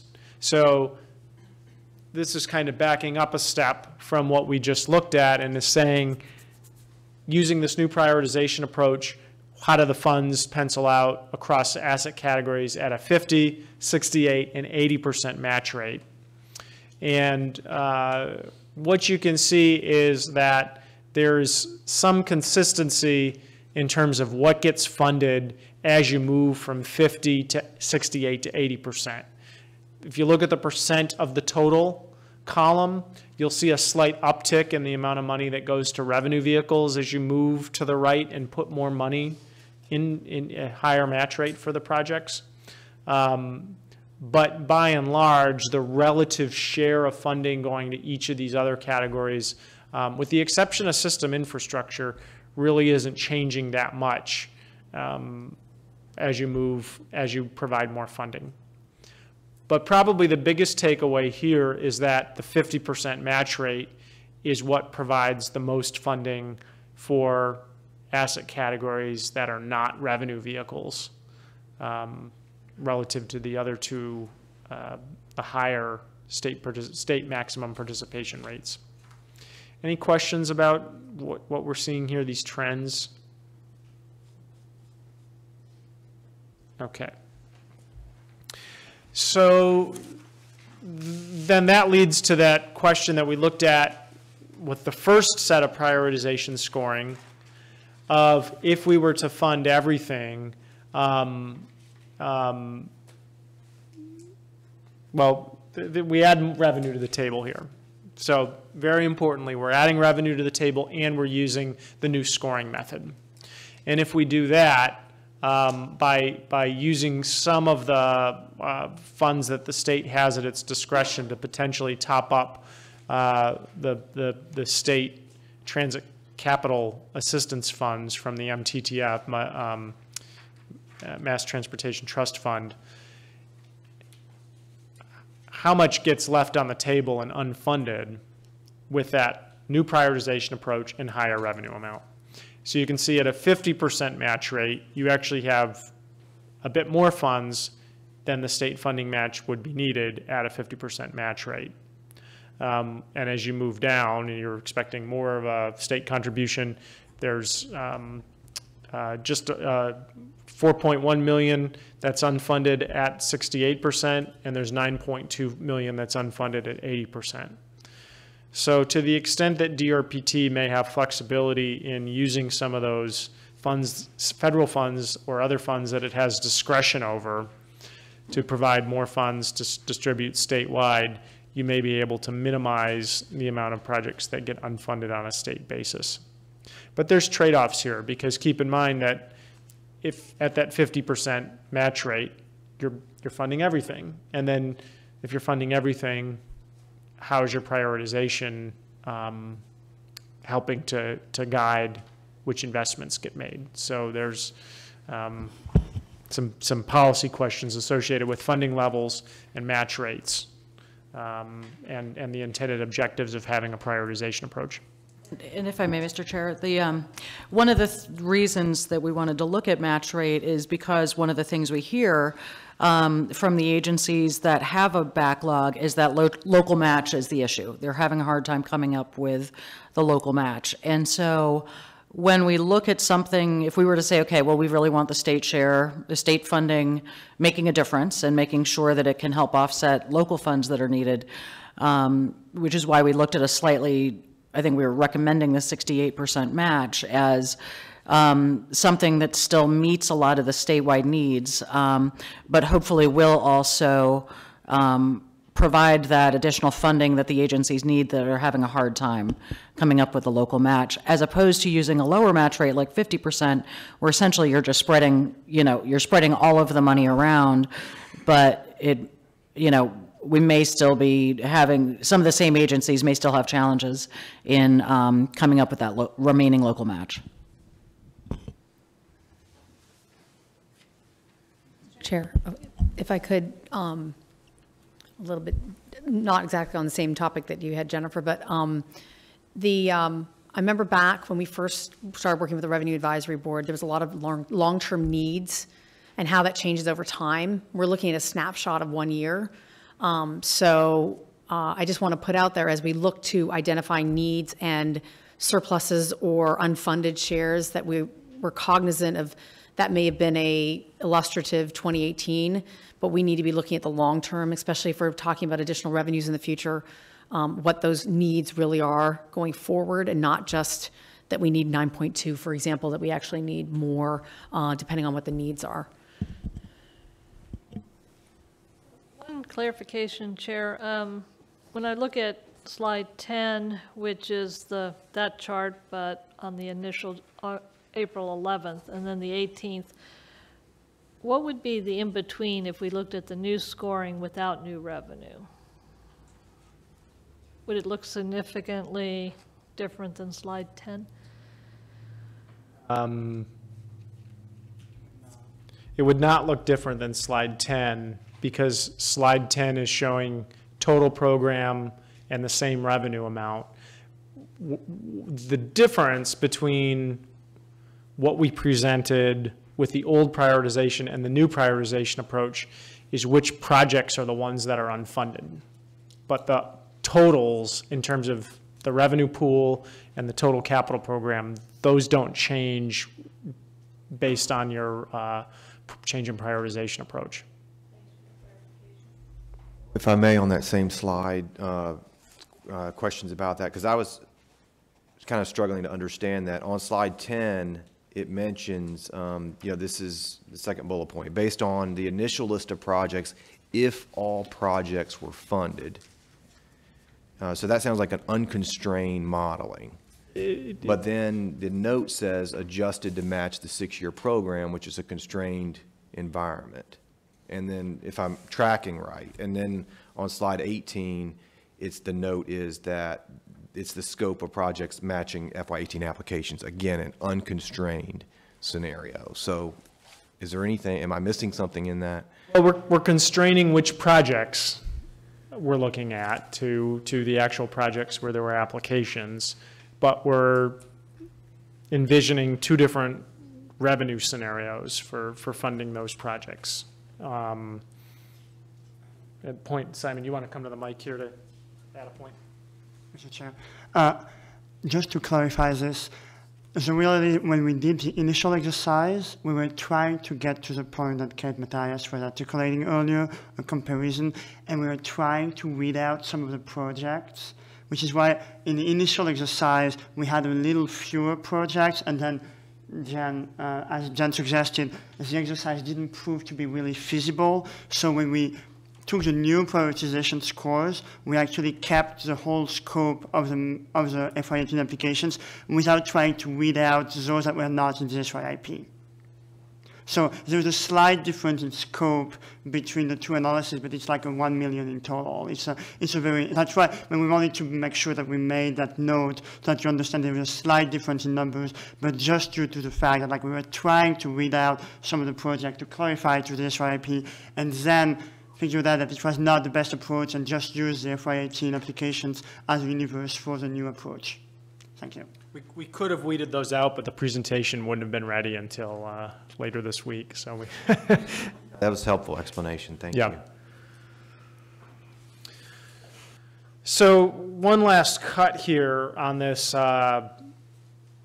new scoring method, splitting funding, showing a higher revenue approach. And that's what happens if you have more money to work with to your relative allocation of funds by asset type across the three percentages, moving from 50 to 80%. And what you'll note here is with more funds, the share of funds that goes to revenue vehicles is at its lowest. Now, keep in mind that in the 50% column, everything's funded, so you can get a sense there of what the proportional shares would be just based on what's being requested. So it's 80% of the funds would be going to 80% of the ask here is for revenue vehicles, and of course the other percentages are in the single digits. And you can see that as you move to the right and spread the funds across fewer projects because you have a higher match rate, that those shares change a little bit, but you do see an uptick in some funding for revenue vehicles at a higher revenue amount, and a little bit less for some of the other asset types as the revenue amount goes up. Consistent with what we saw when we had less revenue available to work with, which it's just a matter of that we're drawing that line further down the prioritized list because we have more money to work with in this scenario. Chair, if I may, I wanted to ask also, and you may have mentioned it, Nate, and I apologize, I may have missed it, but the funding split, what was between the buckets, what was the funding split applied in the modeling?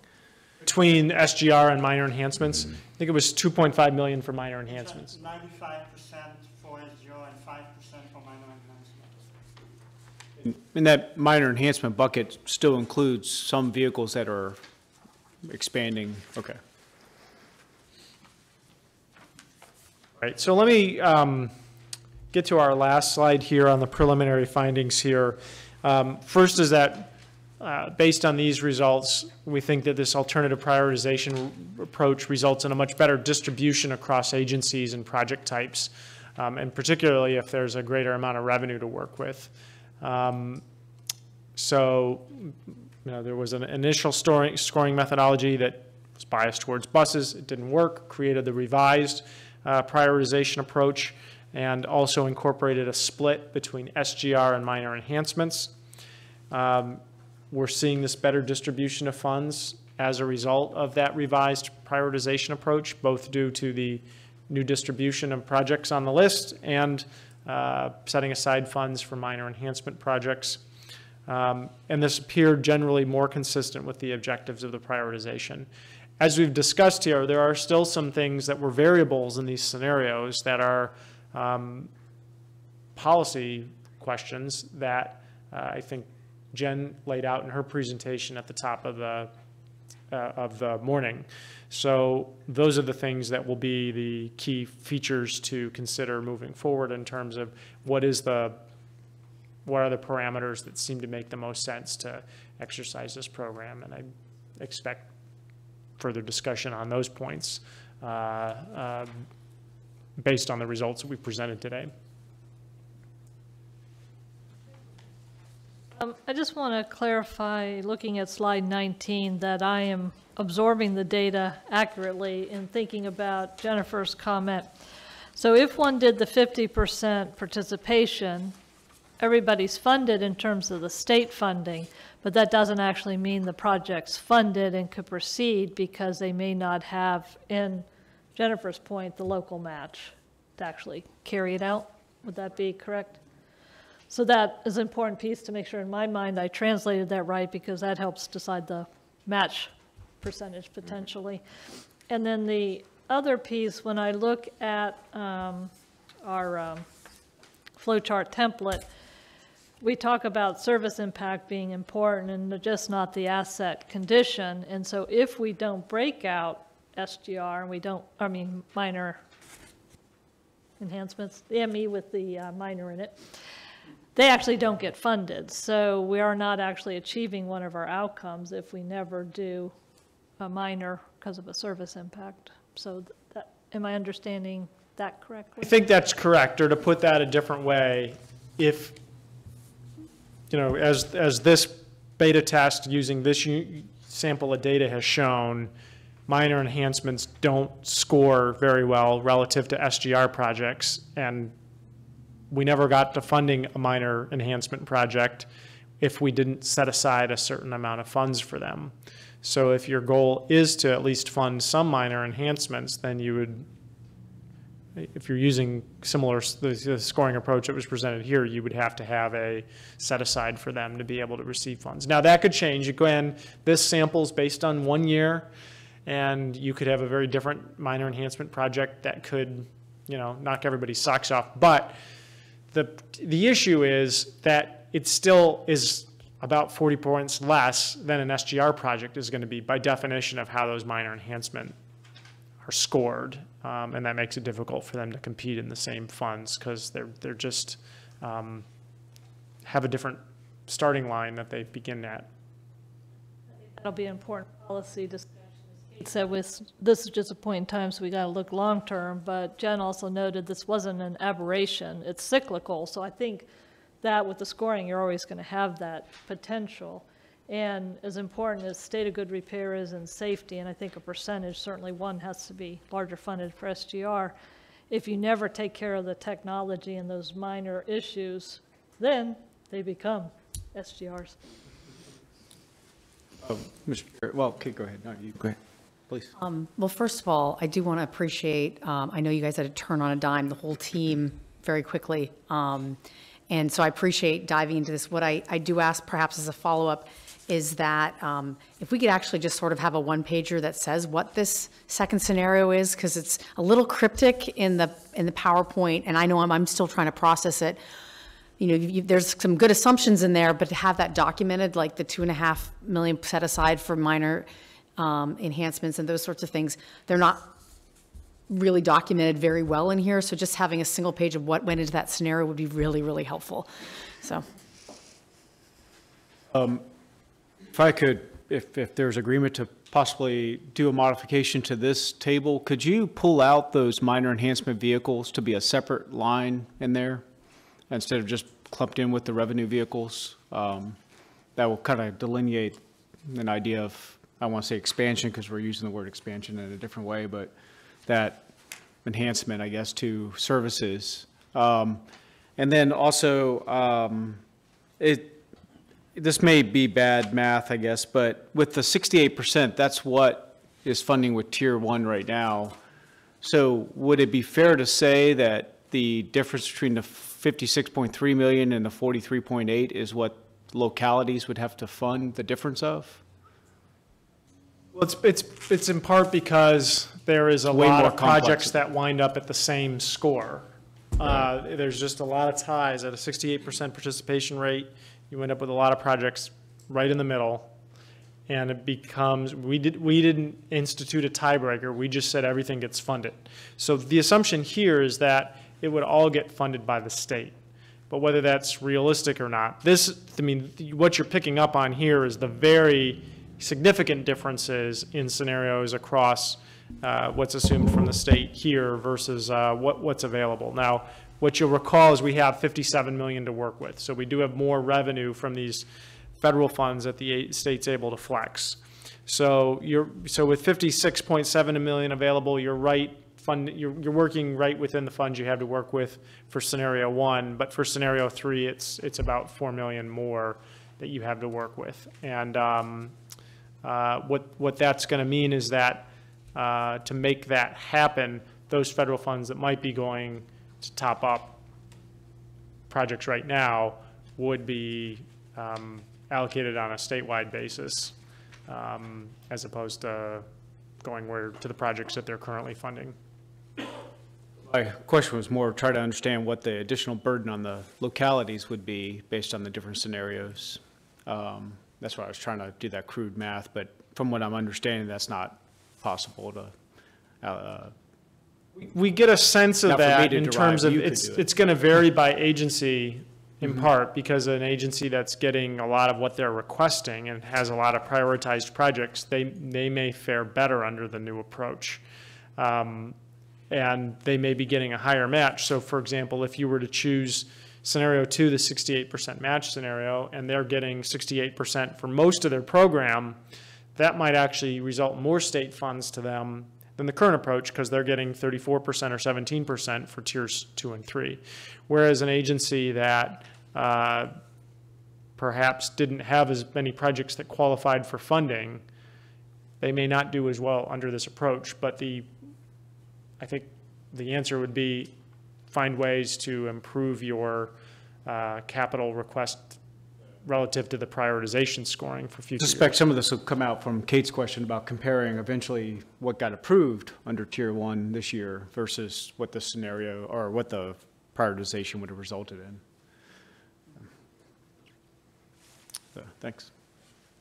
Mr. Chair, I got some feedback to offer, and I know we want to break for lunch at some point here too, so I'll try to be brief, but I would start off by saying I really covet the feedback of others. I know that's part of our, I think, I'm looking to Kate now and representing VTA here between us, and I think that's really important to get feedback from transit stakeholders across the Commonwealth on everything we're discussing. I'm looking forward to doing that. I think that, that summary one-pager or some kind of document that could help us engage with others, on looking at all of this would definitely be helpful.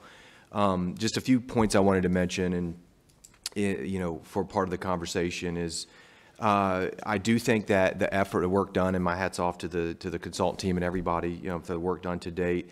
I've just written down some notes here. I do think that it does seem to address with the alternative scenarios and kind of exploring other things. It does seem to address a fundamental weakness that we discussed on April 11th, which is that it really looked like buses especially were gobbling up everything, and there would be almost no funding of other types of projects. So I think that's a positive thing.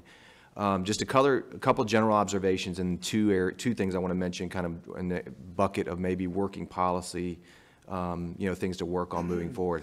I think there's definitely a very strong precedent for the 68% participation from the state, as being, at the Tier 1 that we've been enjoying the last several years. And there was all the deliberation that went into the way the state program is today, with the TSDAC committee and stakeholders across Virginia. So that 68% is I think there's just a strong precedent there. That said, that the state would potentially be a stronger partner or more of a partner in other types of projects, I think would deliver incredible value for transit, operators across the state. Technology, for example, is so important, and yet it's the least, eligible type of a project today. And so a future where, other projects could get more funding would be great. I do think 68% seems to be a ceiling, and I would maybe put that, I use that word ceiling, but, or floor, either way. 68% is a good match rate. There's a strong precedent for that. I also just say overall, there's always been, I think, and I think the TSDAC, in fact, adopted some guiding principles that emphasize state of good repair. And we've always talked about the importance of state of good repair. And so, that's reflected as well as a positive thing. And also with that, and overall the focus on the investment in fleet. That's what we have today under the Tier 1. It's the priority category. And so investing in fleets has always been incredibly important, and that's really our day-to-day business in large part is, if we don't have reliable buses, we don't exist. So just overall investments in fleet, I think is very important. Those things being said, I do think it's important that we recognize what we're looking at here, and the weaknesses of that, and that is, it is just a small sample set. It's 1 year, it's FY18 applications, and we're using that, that's what we have, but then we're exploring all of these significant policy discussion and decisioning around a very limited data set. I think that's a clear weakness and something that we're struggling with, maybe, but nonetheless, we do have to keep forward momentum, and I know that, we do have to move forward on making some decisioning, but I think in part of that, there's been an expression about kind of a concern that under the first alternatives, vehicles were taking up so much. I mean, the fact that at the end of the day, vehicles are still, the largest and a priority type of investment, I don't see a conflict there with what, has been always a precedent and a priority is state of good repair, and especially around vehicles. So I think that's very important. Just a couple more things to mention. I do think that in the interest of moving forward and wanting to keep some progress and meeting the milestones we know the CTB has to take action later this year and move into the next year with a new framework. I do think, all things considered, it is going to be very important for this committee to continue to be very engaged, and that it should be, I would hope that, as the decisions are being made and we do move to a new framework of some kind, that it would in a way be open-ended, and we will be tracking and revisiting, and there may be need to modify even whatever is ultimately put in place, so that because again, we have imperfect knowledge, but we have to make progress and make some decisions. I would hope that the TSDAC would continue to meet and be very engaged, moving forward. Two areas of policy I wanted to mention. One, I think, is, and I would suggest a revisiting in some way. I mean, somehow to factor in, when you looked at the mileage and age and how mileage and age were being factored into the scoring. And I just, again, on first blush, I think there's, got to digest and kind of understand it better. But what I saw was, in a way, and I wrote down the word arbitrarily, but maybe that's not right, but it felt like maybe arbitrarily setting mileage as the main factor in between the two of either mileage or age. And it seems like you've loaded more on mileage, and I just don't know if that is necessarily the best alternative. I think we should maybe explore that, and maybe in doing so, you've got the 60-40 split that you modeled. Maybe it could be a 50-50 split, or some other way to look at the differences between mileage and age, because it looked like you took, again, anything beyond 5 years, you basically loaded up and kind of gave more or less significance depending on the asset. You made less out of the importance of the age factor than out of the mileage factor.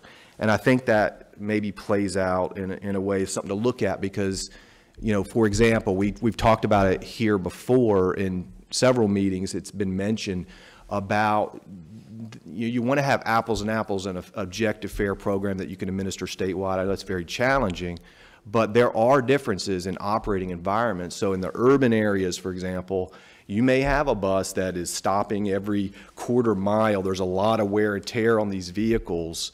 There may be less mileage in the denser urban areas as those, that operational environment versus, or even in an urban environment where you have some routes that are running these longer distances on more of an express routes, fewer stops, that kind of thing. Those vehicles may have lesser wear and tear. And so, again, a 60-40 on age and mileage and how you're weighting those, it just seems like that's something to consider, because there are differences in the operational environments, and that does affect the quality of these vehicles and their reliability and useful life. We know at the federal level it's either or. If you're eligible and you can replace that asset. Here we're venturing into a whole new area of trying to score projects, so I think we have to do that very carefully. So I would consider that as kind of a working policy question I would like to just put on the table. And the other thing I would just mention, it seems like, even under scenario one, because we look at scenario one and say, wow, that's really a problem because we're not investing in bus. None of the minor expansion stuff was getting funded. But you could take the funding split decisioning and apply that to scenario one as well. So that is something, I don't know that maybe perhaps you looked at that, but that is something you could also do, is look at applying the funding split equation to the Model 1 scenario, and then you would fund more than just buses. So that's something to maybe consider, and that's all. Thank you. That's all? Yes, sir. Well, I think Brian has given us a pretty extensive list of policy questions to discuss and debate. A couple of things that I think are important for us to remember. One is that we really do have a need to develop some policy recommendations on a schedule.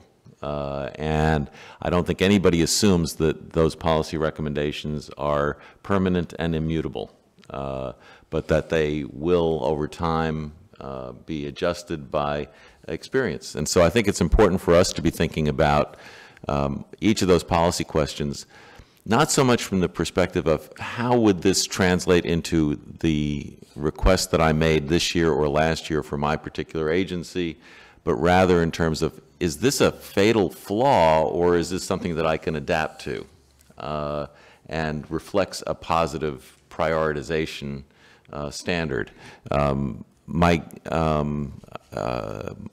My expectation is that there are going to be some things that will be uncomfortable in any kind of new system because people have to adjust to it and figure out what is driving the assignment of dollars.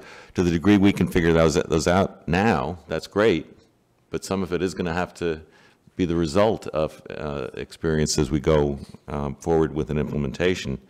And Jen, you can correct me if I'm wrong on this. You'd indicated that there's our lunch is a working lunch, and I don't see anything else on the agenda that would say that policy discussion. And so is it right that that's what your intention was here, is to have some of those policy issues discussed by the committee during our lunch? It is certainly up to you. We can take a break, let everybody get lunch, get settled in, and then come back. But that placeholder item 3 on the agenda is really intended to encompass that as well. Okay. We can carry that on, and we can even move, if we don't have enough time, we can push the strategic planning presentation to your next meeting. Mm-hmm. Okay. So would you all, we probably would take maybe a half hour? Is that too long to? Okay. Take a half-hour break, and then we'll come back and we'll engage in some of this policy discussion. For me. Okay.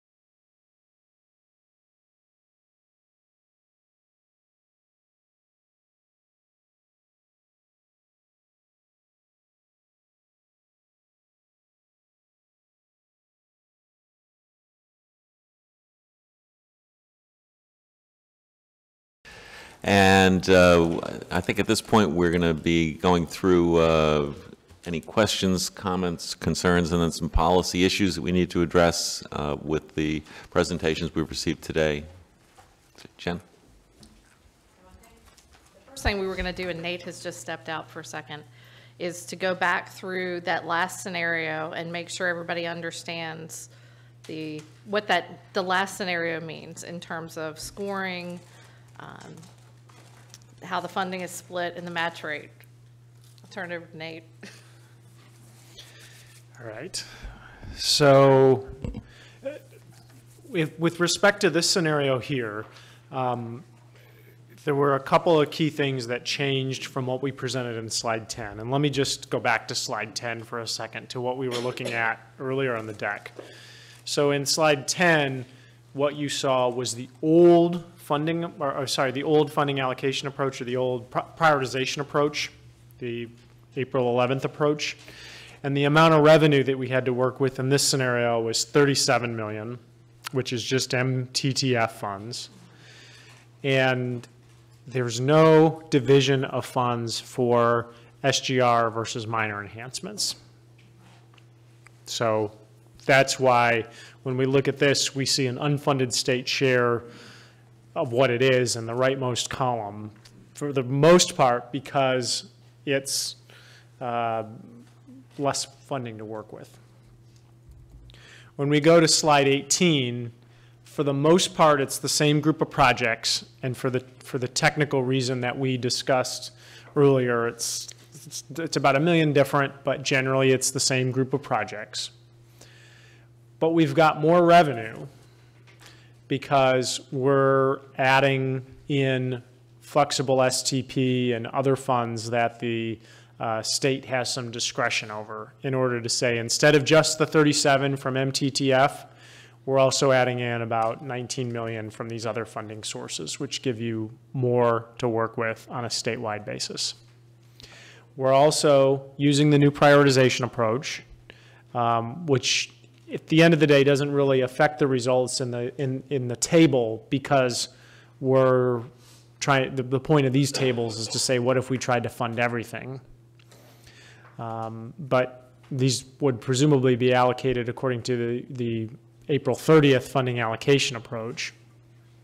And lastly, we're partitioning funds between state of good repair and minor enhancements. So about 95% of the funding is going to SGR, 5% is going to minor enhancements, which is about 2.5 million or so for minor enhancements. And that results in the results that you see in the table then, which is, if we're trying to fund everything with that higher revenue amount, how much would we need in the way of funds in order to meet that obligation? If it were a 50% match rate, the state share, we'd actually have more funds than we need in order to fund that. So you see that we have a $9.8 million surplus. At a 68% share, it's about 4 million additional funds that we would need, and at an 80% share, it's about 9.2 million additional funds that we would need.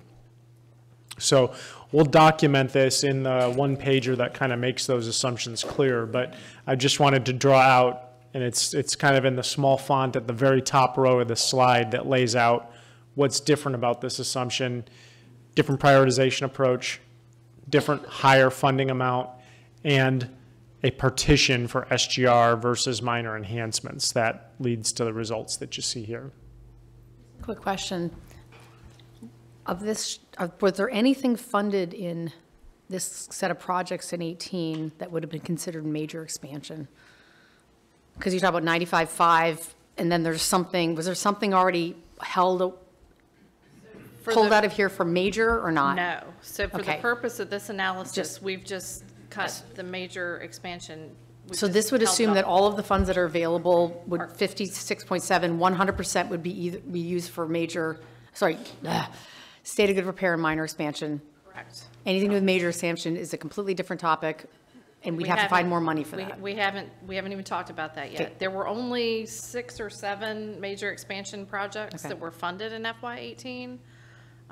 Silverline garages, I'm going to forget I'm going to forget them, but there Probably were more only, there were only importantly a is handful. the 56.7 million here. Doesn't touch those at all. That's all the money that would be available for state capital under this scenario? Correct. Okay. And I don't think you should take that as an endorsement of a policy that we're saying that every cent we have should only go to state of good repair and minor enhancement.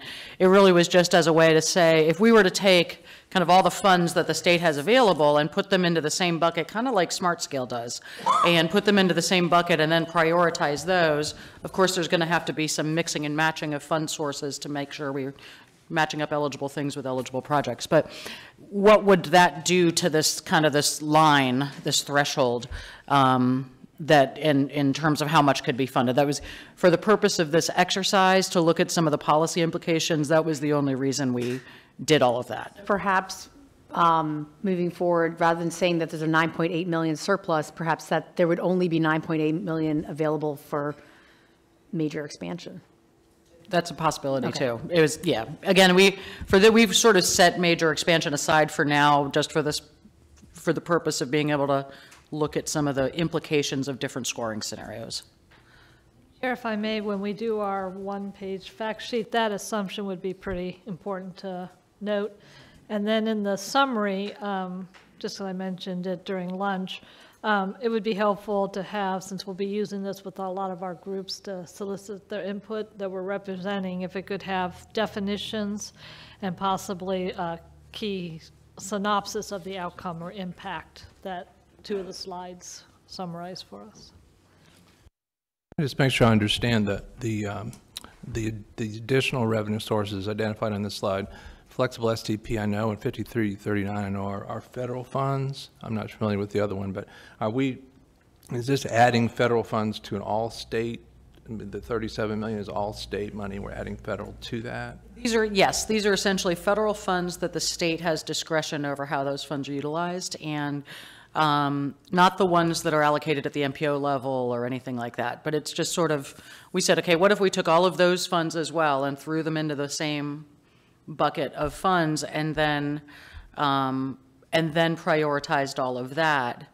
And again, assuming on the back end, one of the things this team did not do, and we in the interest of time, told them they didn't need to do it, was to take, okay, let's make sure we only match up, 5339 with a bus replacement and things like that. We're assuming that would all be done on the back end when the 6-year plan would be developed. So no limitations on that funding in terms of using it for matching federal funds, or? yeah, they could not be used to match other federal funds. So again, like I said, this was really just to say, if we were to take something with a higher, to try to come up with a higher revenue threshold, how could we do that? So they would not be able to, a system that's using those to match federal funds would not be able to do that. It would have to go to a system, such as some of the Northern Virginia systems that are not utilizing federal funds. So. So as we're looking at different options and TSDAC being asked to, I guess, ring in and provide feedback on it, I think it would be helpful then because we're really looking at two totally different scenarios here. Can we see, and the justification, I think part of the reasoning behind the scenario 2 or alternative way of doing the scoring and so forth was because other kinds of projects were not getting funded. Well, it seems like we don't have some of the very basic inputs that are the same across the two scenarios. We've got, in scenario 2, clearly more funding that's being assumed.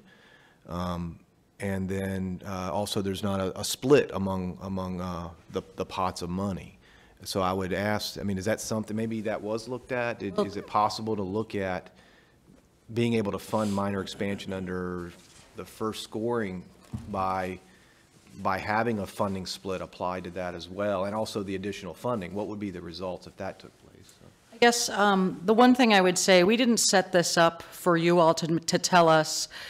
I would prefer the April 11th scoring compared to the April 30th scoring. And so this wasn't set up to provide a common set of assumptions between those two scenarios so that you could tell us, yes, we'd like you to go with the April 11th. Part of the reason for that is when we ran the April 11th scenario, we saw some unintended consequences that were very, skewing the results towards a few systems and towards limited, just bus assets. So that's why we came back and said, I couldn't even recommend this to you all as something that lacked that much diversity in the program. I wouldn't want to recommend that as a possibility that the state should pursue. So that's why we came up with a new scoring methodology and then used that as the basis to adjust some of the parameters to get some policy input from you guys. So I guess if that answers the question, it's not a matter of we could present a lot more information to you guys and run things different ways. It's going to, obviously push out our ability to make decisions, but I wouldn't even advise that original scenario be one that we entertain. My personal recommendation. I guess and I think, taking the results of the scenario as original, the first scenario, and as you described, not having the diversity of projects and so forth represented, I guess I'm kind of reaching, I think, towards the same interest too of wanting to see more projects be able to get funded. And I guess my question was around how the two scenarios were done, because if we were to input more funding assumption as we do under scenario 2 and create kind of a line that says, well, minor expansion needs to be funded to some extent, then I just was wondering what the diversity of the program would look like if you had the same assumptions going in. So, because just stand alone, I would agree that scenario 1, without having some refinement, I think we talked about that at our April 11th meeting, just looking at it even before the financial modeling had been applied to it, it really just jumped out that buses and only buses were going to get funded to a large extent. So I think reaching for the same outcomes of wanting to have a balanced program in terms of the variety of projects that can get funded, from applicants across the Commonwealth, I was just looking for, consistency and assumptions that are fed into the same basic models.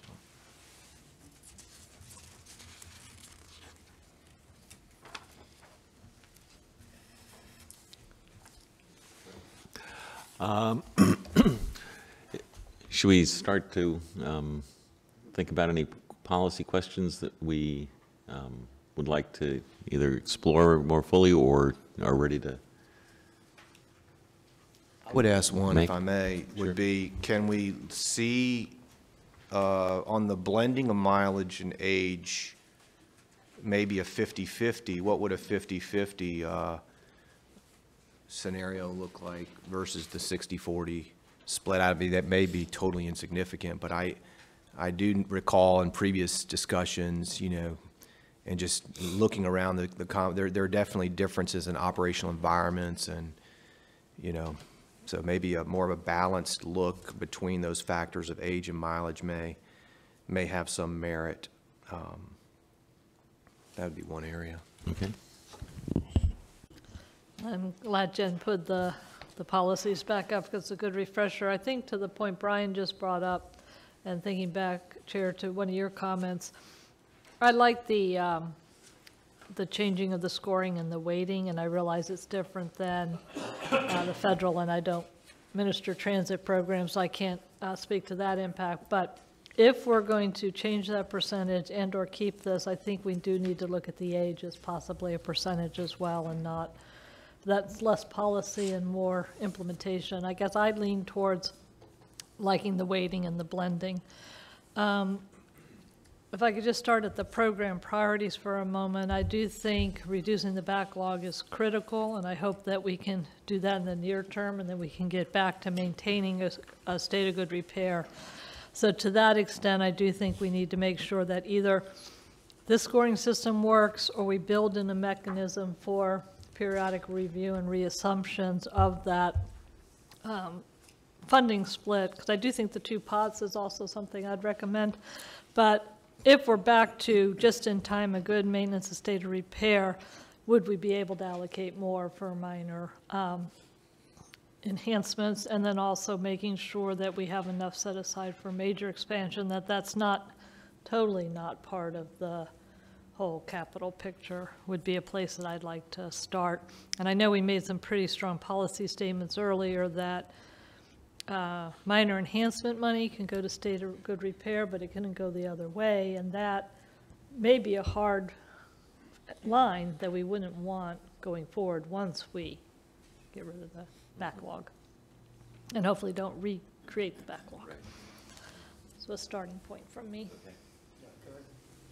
At some point, I've raised it earlier when I asked about the VRE, I'd just like to have a little better understanding of how they're impacted by all these things we're doing, and does that in any way affect the monies we have available for track access and things of that nature? So just where they fit into this scenario.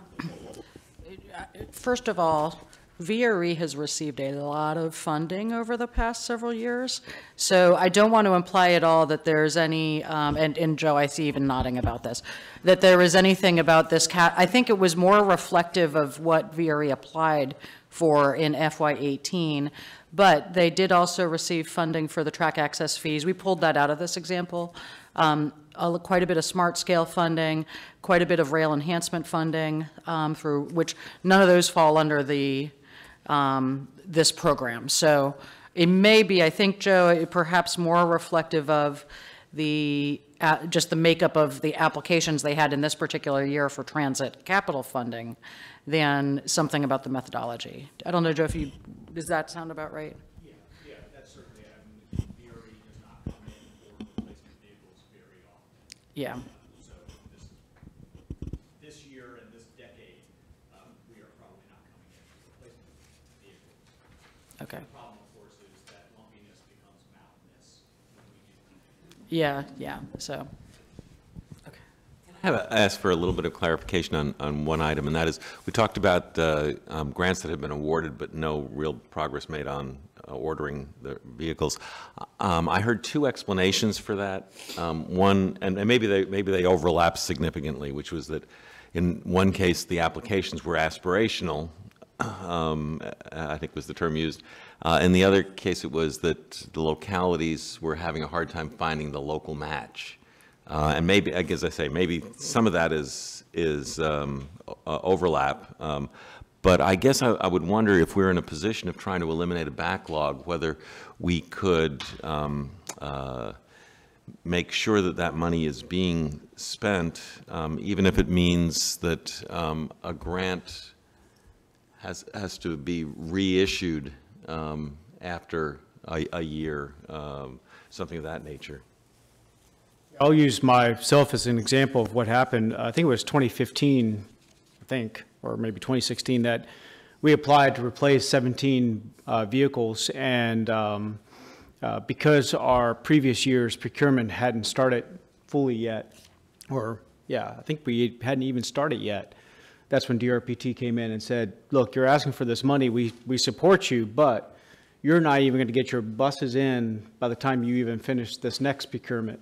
And that frustrated them because it showed that we didn't have our ability to hit the ground running once the funds were awarded. And it was purely for us a lack of staff getting their pieces of the puzzle together to get the procurement out and get it executed and get the orders and all that. And that's why I didn't really push back at all, because I knew it was our deficiency and not anything else. I think transit agencies at some level have to take on that self-accountability that they didn't follow through yet or as expected, and figure out how they're going to handle that going forward. Well, I just wonder that, since it would appear that a resubmission of the same application would again result in a positive outcome, whether it might not be possible to use that funding for the next qualifying project down the line. Jen, do you want to just sort of clarify our policy as it is today, and I guess how we tend to enforce that? So when we get grant applications in, the first thing that our program managers do is they look at the current status of the grants that particular agency has with DRPT. And I would say there's not a hard and fast rule, but we tend to look back 2 or 3 fiscal years. And if there's more than 1 fiscal year's worth of money that's sitting there and hasn't been touched, hasn't been obligated, if there's a federal share, hasn't been obligated on the federal side, then they're not ready in our minds. Now, we don't end right there. Brad's been through this. We go out and sit down, talk to that particular grantee, find out what their plan is. I can tell you, I went with one of our program managers and did this last year and said, tell us where you have these vehicles procured. We don't want to cut you short, but we want to see that you're making progress, because some of these, vehicles are a long lead time. So if you don't have the ones that you've received awards for in the last 2 years under contract, then why are we going to give you another year? Because it'll be 2 years before those vehicles come in. And so we look at it from that perspective, and we spend a lot of time making sure that we're not just making arbitrary, reads based on things that we see, in a spreadsheet somewhere. That's on like the state of good repair side. On more of the infrastructure side, we actually changed our program application guidance this year. We see, lumpy, big capital projects, maybe for a facility or for some other type of improvement, that we'll get requests year after year after year for the same thing, as an agency is building up or accruing funding over time to build or to do something. We changed our policy this year and said, come in and do a feasibility study first. We'll fund that. Then we'll fund you for maybe engineering up to 30% plans to get to where you have a good estimate. And then when you're there, come into us with a plan. And if that facility is going to take you, 3 years to build or 4 years to build, we want to know at the beginning what you're asking the state for, because it's hard for us to plan when the future is very unclear and we're getting a request, and at times it feels like, are we ever going to get to the end of the request? What are we really into this project for? And that's trying to lay the foundation for better decision making, making better recommendations to the CTB for funding, and knowing what we're really buying with that state match. So it's a couple of different pieces. If I could just chime in here and put on my Go Virginia hat, what I'm thinking about here is sort of the transit equivalent of, is it shovel ready? In other words, if we put money in it, is something going to happen? Or is this something that, hey, let's throw it up against the wall and see what happens, and if they fund it, then we'll figure out how to do it. Going back to my earlier point, is if we're going to ask for more money, we need to show we're being efficient with what we have, and we're making decisions that translate into projects or progress fairly quickly. And so that goes back to holding these folks accountable and say, to cut off the situation where it's sort of like the movie, what was it, The Candidate with Robert Redford when he ran for the Senate, and all of a sudden he got elected, and then the next question is, now what do I do? It's sort of like if we throw something up there and he says, okay, we'll fund it, but you haven't thought it out, it really just doesn't help the cause. So I would hope we could maybe incorporate something in there that's the equivalent of the shovel-ready approach. That there, if we give you the money, you're ready to go. In other words, the timing matches up with the grant. I think, we've learned from the staff perspective that sometimes we're looking at things and we may not, there are other issues going on in a community that we may not see. There was one, I know Noel's here, but we had one with Fairfax County where they had kind of a backlog of bus shelter grants. And so last year we said, you need to spend down what you have, and then we'll talk about doing something more. And they were like, no, we'll be ready. And I said, well, if you're ready, you can come back in for a mid-cycle, and we'll make it right if you get there. And there are a couple folks that have done that have gotten, they've gotten caught up, and they were like, okay, well, we're done before FY19. So now we've gone back and we've made that right. And I think it's good for the state to show that that's a two-way street, that we're going to hold you accountable, but you hold us accountable too. If you spend that down and you're going to be in a place, well, then we're going to have a path for you to get to where you need to be. And I certainly think that the policy changes that you've been making and the way you work with the local agencies is great. Certainly don't mean to imply any criticism there, but just wonder about, at a time when we're acknowledging that there is a backlog, whether putting that kind of time frame into place in order to move some more money into addressing that hopefully short-term problem might not be beneficial, especially since, again, these projects will come back and be at the top of the list as they come back in. So just a thought. will ring in with one more thing, because I think I've met my quota like five points ago.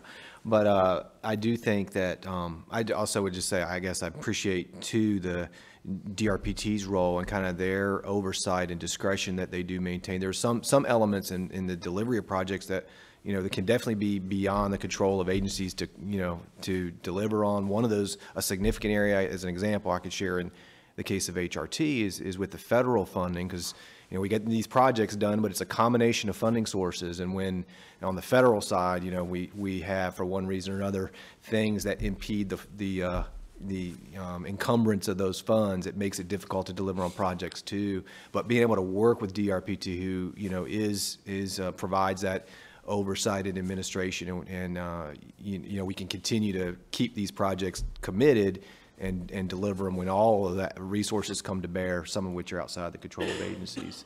But I wanted to mention on, kind of picking up on the even the messaging in a way about being accountable and improving our effectiveness and our efficiency for the program as a whole. I think I'm going to spin this over to the match rates.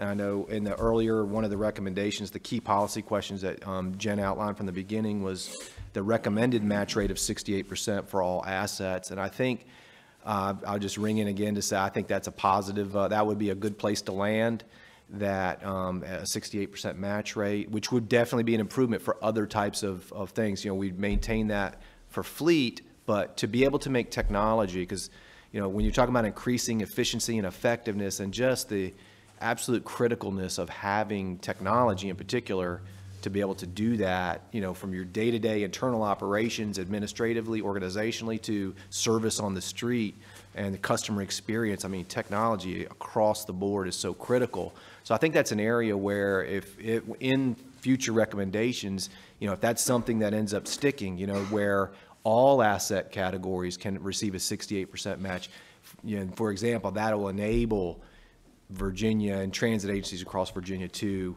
address, for example, areas of technology that are going to significantly contribute to our overall efficiency and effectiveness. I think that would be something that would be well received, among some decision makers, and that would certainly make a big impact for operators. So. Well, so since Brian has brought up the issue of the match rates, let's go ahead and see if there's an ability to identify the committee's sense of where that ought to be, and at least we can provide some guidance on this matter. Anybody else have anything they'd like to say about this? Say that I think the 68% match rate is reasonable.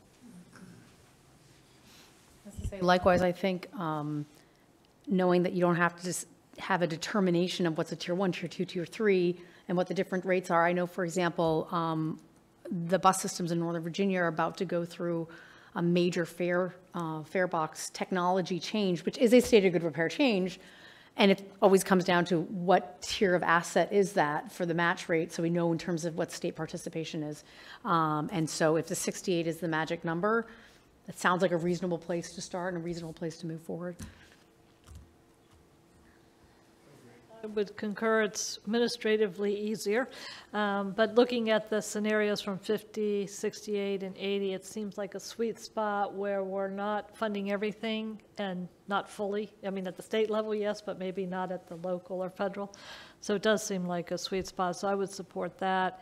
And then a little bit backtrack, but on the balancing of accountability and match, I think where we were talking before of flexibility at DRPT, but holding people accountable is important, because at the local level, if the money's not spending, I can't hold that match. Now, granted, in City of Falls Church, I'm matching one transit agency. That's a different discussion right now. But for our CIPs, it's only good for 3 years, and then you lose it. And so if you've got a procurement that's 2 years out to lead time to get it, and you back up the procurement, you could lose your local match because you're not moving quick enough on the grant at the state level.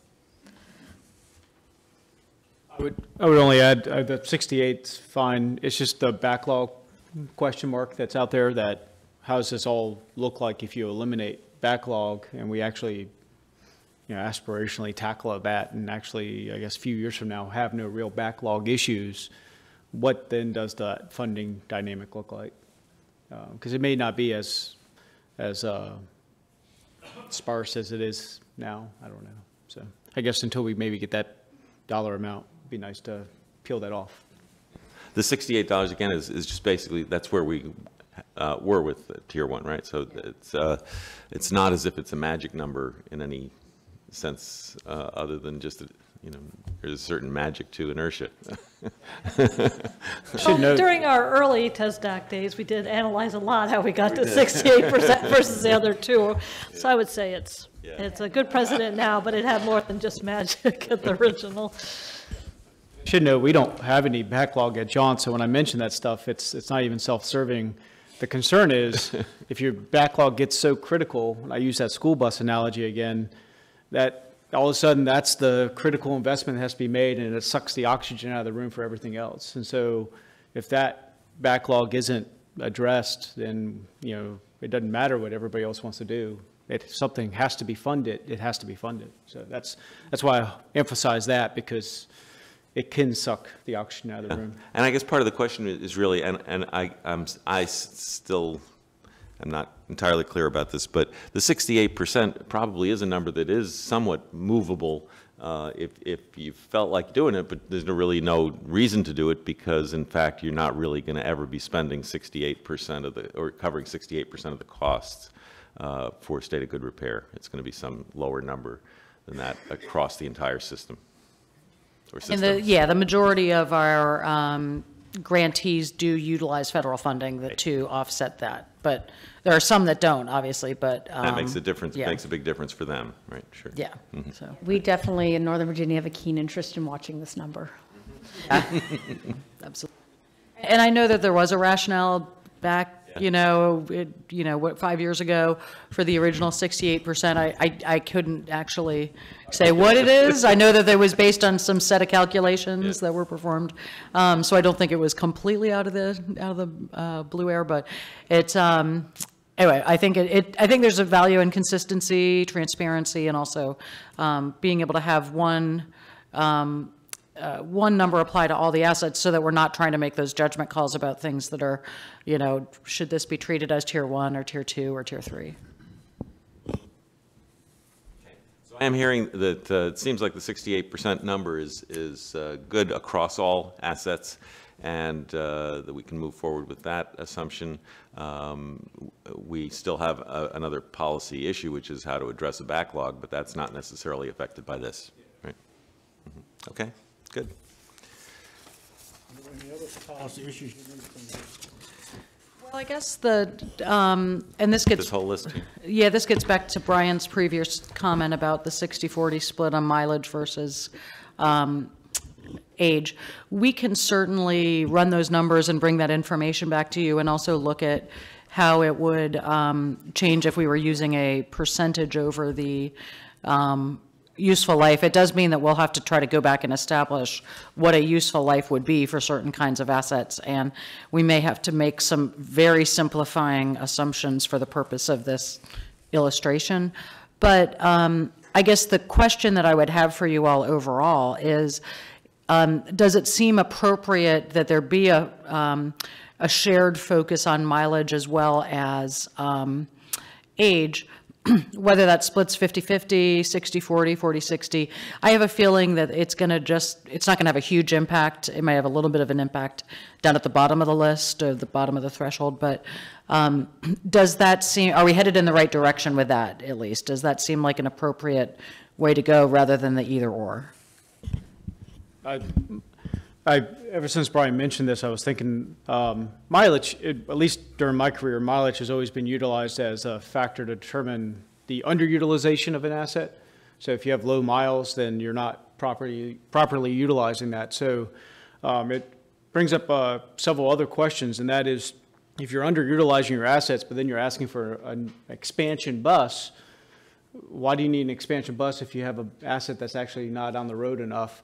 And then it gets to Tom's point about, is there a policy that if you look at utilizing mileage as a determination for underutilization, or if you do even the 50-50 split, at what point does an age then kick in and override mileage? Because the age usually is on the quality of the vehicle, not necessarily the mechanics, because the rehab and so forth that could kick in. But that's just my thought, is everywhere that I've worked or been part of, mileage is always viewed as utilization factor.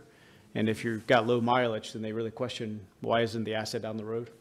But I don't think DRPT's ever had that position before that I know of. They've never questioned our mileage, but that's something for us to consider, is how do we determine, if we put equal weight, how do you determine that someone isn't underutilizing their asset?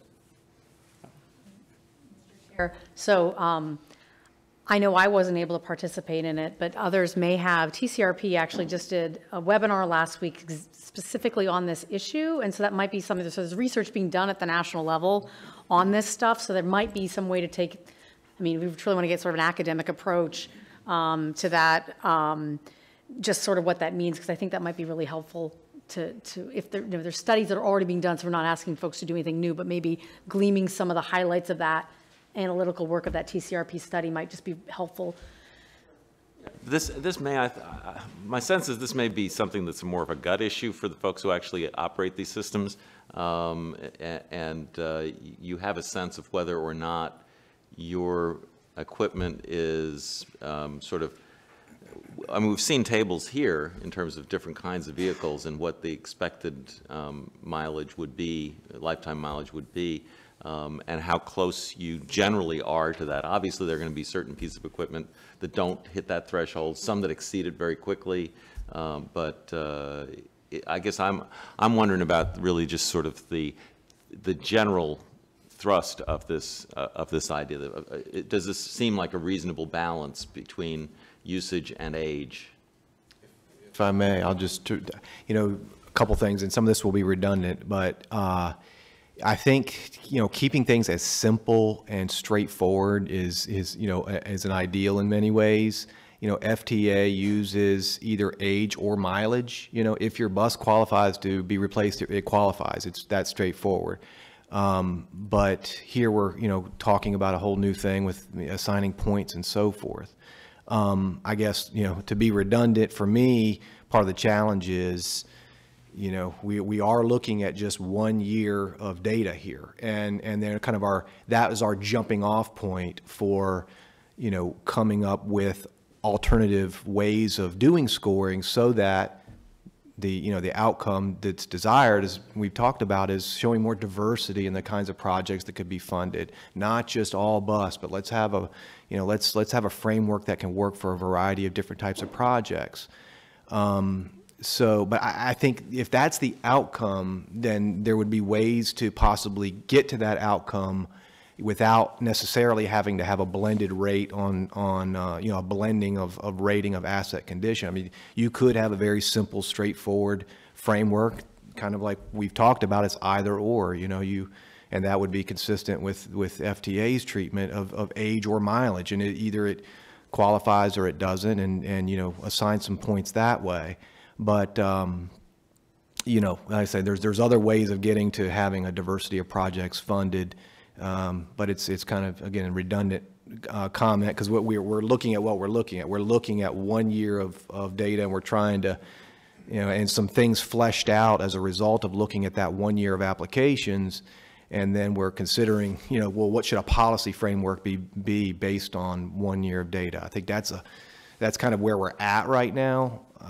But I would just, take a step back and, say, simple is better. There's other ways of probably achieving the same outcome. But if I had to pick, I would just, blend it between the two, because then at least, 50-50 is just the first thing that comes to mind, because then at least you're reaching in the direction of trying to account for the differentiation among the operating environments and geography and all kinds of different things that factor into why, some buses may be older and some younger, and more mileage over here versus, somewhere else. I mean, there's a lot that goes into it, across Virginia. So, maybe a 50-50 rate may be a way to, or at least reach at that in the absence of just doing either or. If I could, just sort of adding on to that, I think the sense that I've been hearing through these deliberations is also rewarding those agencies who have good asset management and good maintenance procedures. And so I think that's going to be always, that's the tension in there. So I don't know, again, I don't know what the right balance is on there, but I think that there's, the sense that I have is that the reward should go to those who are being smart about their assets, smart about their planning, smart about the way that they are doing maintenance on their vehicles. So however that can play itself out, I think is really important. So we have to, but that's part of what we have to do here is to figure out what we think makes sense from that perspective, right? Because, yeah, I guess we don't want to get into this kind of endless cycle of kicking things back and then reviewing them and thinking about other objections. I sort of think about the notion of reconditioning that we talked about a little bit earlier. You know, so do we want a policy that is saying we want to reward you for making a determination that you can get more life out of this asset by doing a recondition in the middle of its life cycle? Or do we want to reward somebody who says, I got a lemon and I want to rebuild it so that I can get some, at least the expected lifespan out of it? Those are all tough questions. I don't think that we're going to develop a formula that can address all of those considerations. And at some level, we have to kind of assume that once the formula's gone through its work, there's always going to be the opportunity for the exceptional case to be made. And that was really part of our thinking for coming up with a blended rate, was to take into, because we do have systems also that run very commuter-oriented service where they have very long trips that they make, very high utilization trips, but very long trips as well. And so we were trying to come up with something as well that addressed the fact that Kate mentioned about you know, trying to reward people that are utilizing their assets as well, or very well. So that was our thinking of trying to introduce both, so that we could take into account some of those differences in operating environments.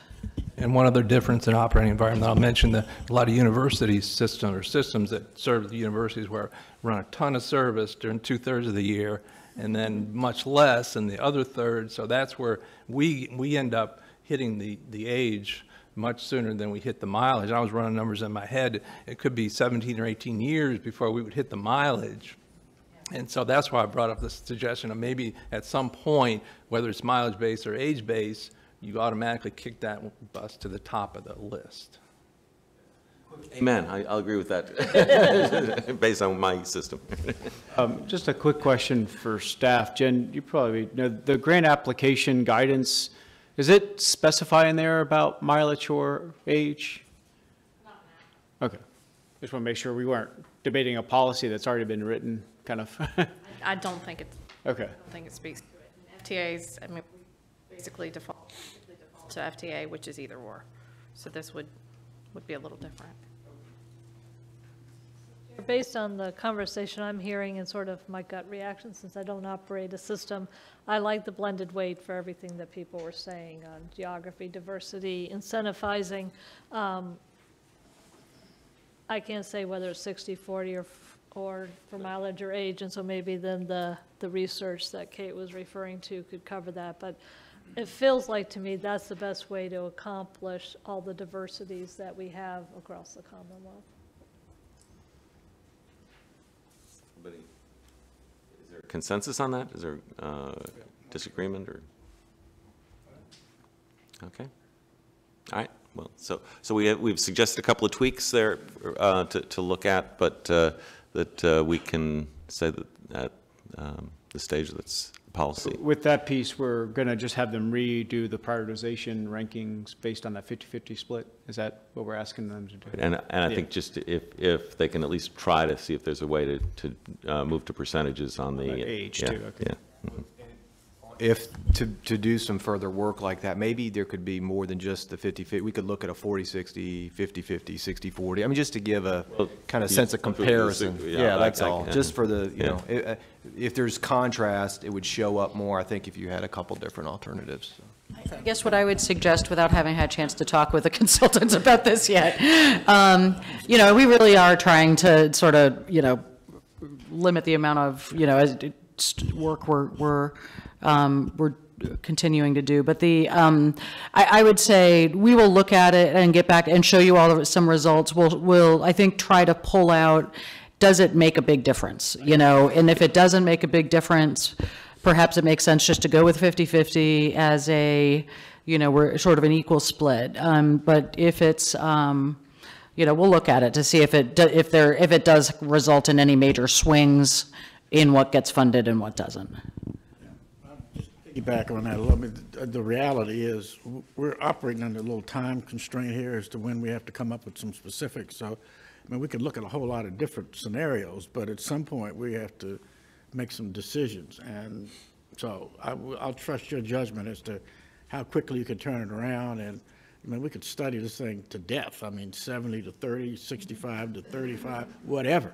But we got to make some decisions. So give us your analysis of of this 50-50, and then if you think you've got time to do others, fine. But if not, we've got to come up with something at a specific time. So.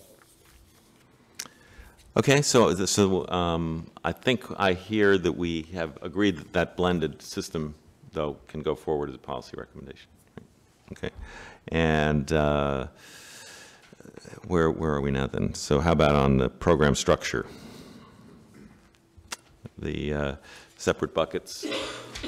I guess the way I would tee up the question for you all to consider with this issue is, does it seem to make sense to have a separate bucket for minor enhancement compared to state of good repair? The next question I would say, if the answer is yes, then is 5% about the right target? You know, do we want to, you know, is 10% a better target? But with the CTB having the ability to move money from minor enhancement into state of good repair as needs dictate, which, you know, again, provides, that leaves the CTB with a little bit, and DRPT making a recommendation with a little bit more autonomy there. But I guess I would just put that out there. We felt like 5% seemed like a reasonable amount, but I think that's certainly something that we can reconsider based on some input. And I indeed, I think that was the one of the aha moments in the earlier run was looking at how all of a sudden you basically would never get these minor enhancements funded because of the way the scoring worked out. So, I mean, I think the fact of putting some dedicated funding is important, but it's a trick. Like, I don't know what the magic number is, but knowing that there would be flexibility if one year there's more applications come in, that there's not like a firm fixed rule, but that there's some flexibility there. So one possibility would be we had the original consensus that we would say there would be money in that minor enhancement fund that could only move toward SGR, but maybe we could just say that you could move in either direction that same amount. So it would be possible to add 5%. I'm convinced by the analysis that's been done that it makes a difference to have that 5%, that money dedicated to the minor enhancements, and that's a good thing. And I guess I'd at least be interested in allowing up to that 5% to move out of that category or into that category. Is that too much? Yes, is that too much? I guess I would wonder. Yeah, at least 5, not to exceed 10, and that gives you some flexibility and discretion. One version of the legislation, didn't they fix that, or not fix it, but say that it can only go one direction? I don't know if it made it in the final version. There was, at one point, there was a recommendation, and my memory's getting fuzzy too, but to exclude all major expansion from and I think really to focus the program only on state of good repair. We added some tweaks to the language that included minor enhancement as an eligible use, and I think it also did not result in excluding major expansion as well. But I think there's a whole another set of policy questions about major expansion that we need to discuss probably in the next meeting. But yeah, so. I don't know, Andy, if you remember, I think there were so many permutations of budget amendments and legislation. Yeah. Well, mine was, I thought there was a version that the General Assembly was considering that said that the minor enhancement money could move over to state of good repair, but not the other way. I thought they spelled that out specifically in the legislation at one time, but I don't know if it made it. Spelled out in the Revenue Advisory Board report, but I think all of the versions of the legislation were intentionally kind of silent on minor, All on the blends minor together after a enhancement. while, you read so much, so yeah. Okay, just wanted to make sure. Yeah. Right, I like where you're headed, where we could have a minimum and a maximum with built-in flexibility, because theoretically, when we get the backlog caught up, then there could be more funding for those other type of projects, both below SGR and minor enhancements. On this topic, is there, in just the initial thinking around it, would it be a scenario where minor expansion would be eligible, or would only minor expansion be eligible for whatever it is, that 5 to 10%, or would both SGR and minor expansion applications be eligible for that funding? You know, and you make the decision based on the application within the program, or is it just saying that that 5 or whatever the amount of money is, only minor expansion projects are eligible for that funding? And then you'd have to go back and do, I guess, some other shifting of money around between SGR buckets and minor expansion buckets. Wouldn't have been my intention to say that you couldn't roll that minor enhancement money into SGR if there were not enough qualified applications, but that you could expand that fund by a little bit if there, by some additional funding if there were an unusually large number of qualified projects. I could just make the case for the minor expansion. Just think about the opportunities for technology and how that can help all our systems. A lot of that stuff, whether it be, you know, really neat apps or what have you, you know, that's the place where I think that money would be very well used. So. Actually, if you remember with the Revenue Advisory Board, I think the first recommendation was a 90-10 split between SGR and minor enhancement. And when we ran through all the applications in the sample, there were not enough minor enhancement applications, and when we were looking at FY17, 16, 17, to use all the funding. So that's where we ended up with 95.5. And of course, part of that was that was not yet assuming that there was going to be the same match rate for both projects, was it? My suspicion would be that by improving the match rate, you're going to get more applications for those minor enhancements. Okay, so is there a consensus on that? Yep. All right, this is another recommendation for you. So greater opportunities for items like, I think we've covered that. And to score well, is that a separate matter? No? Okay, and transparency. Anybody against transparency? Depends on what the issue is. My opinion is the more transparency, the easier it is for us to defend our decisions.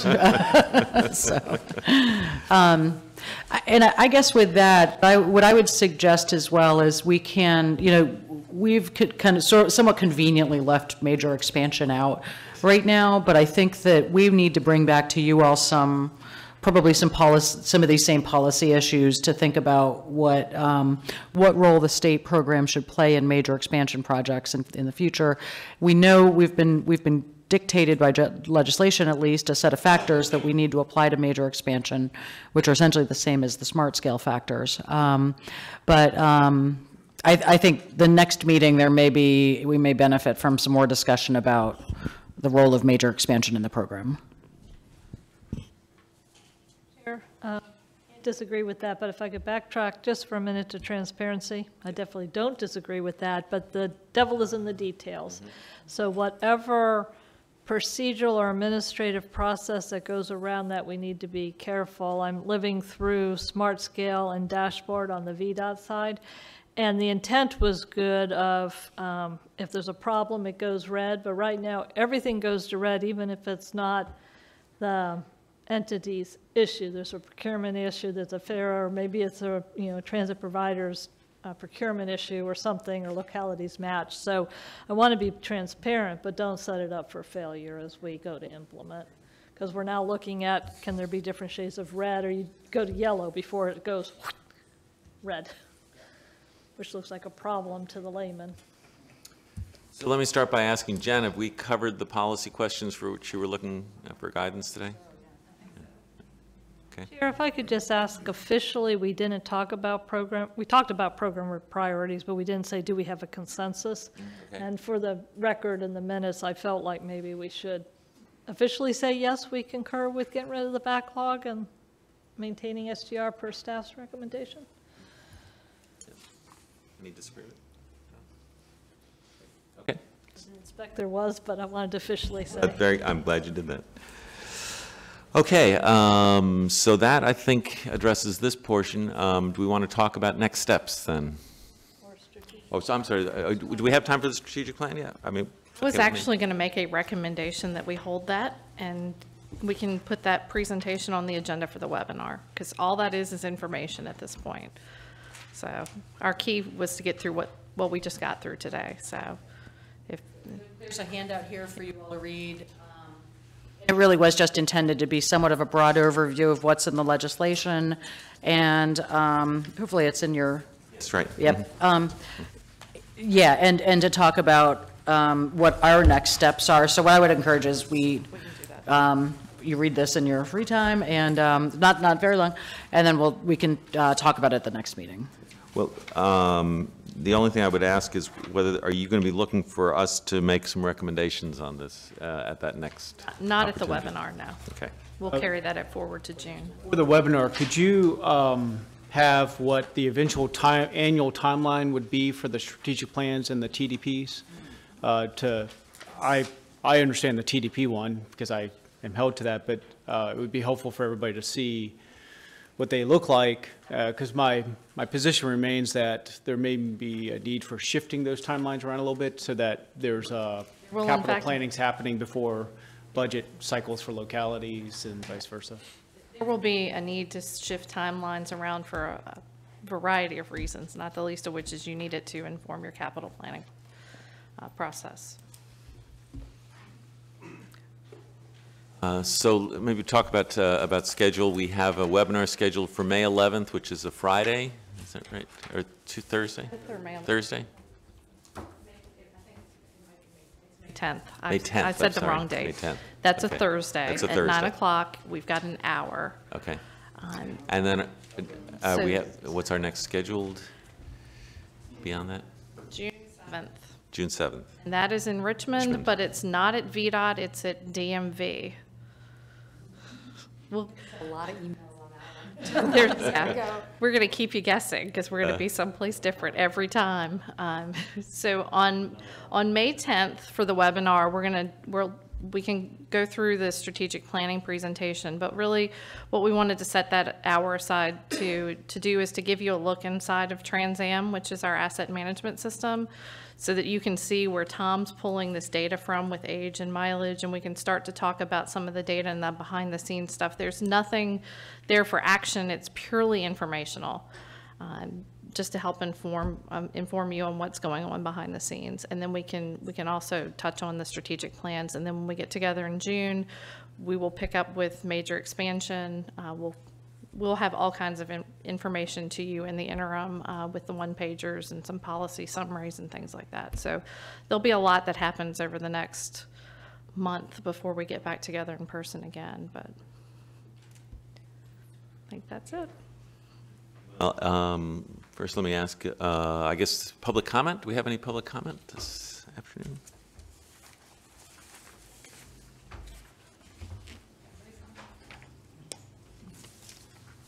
No one? Okay.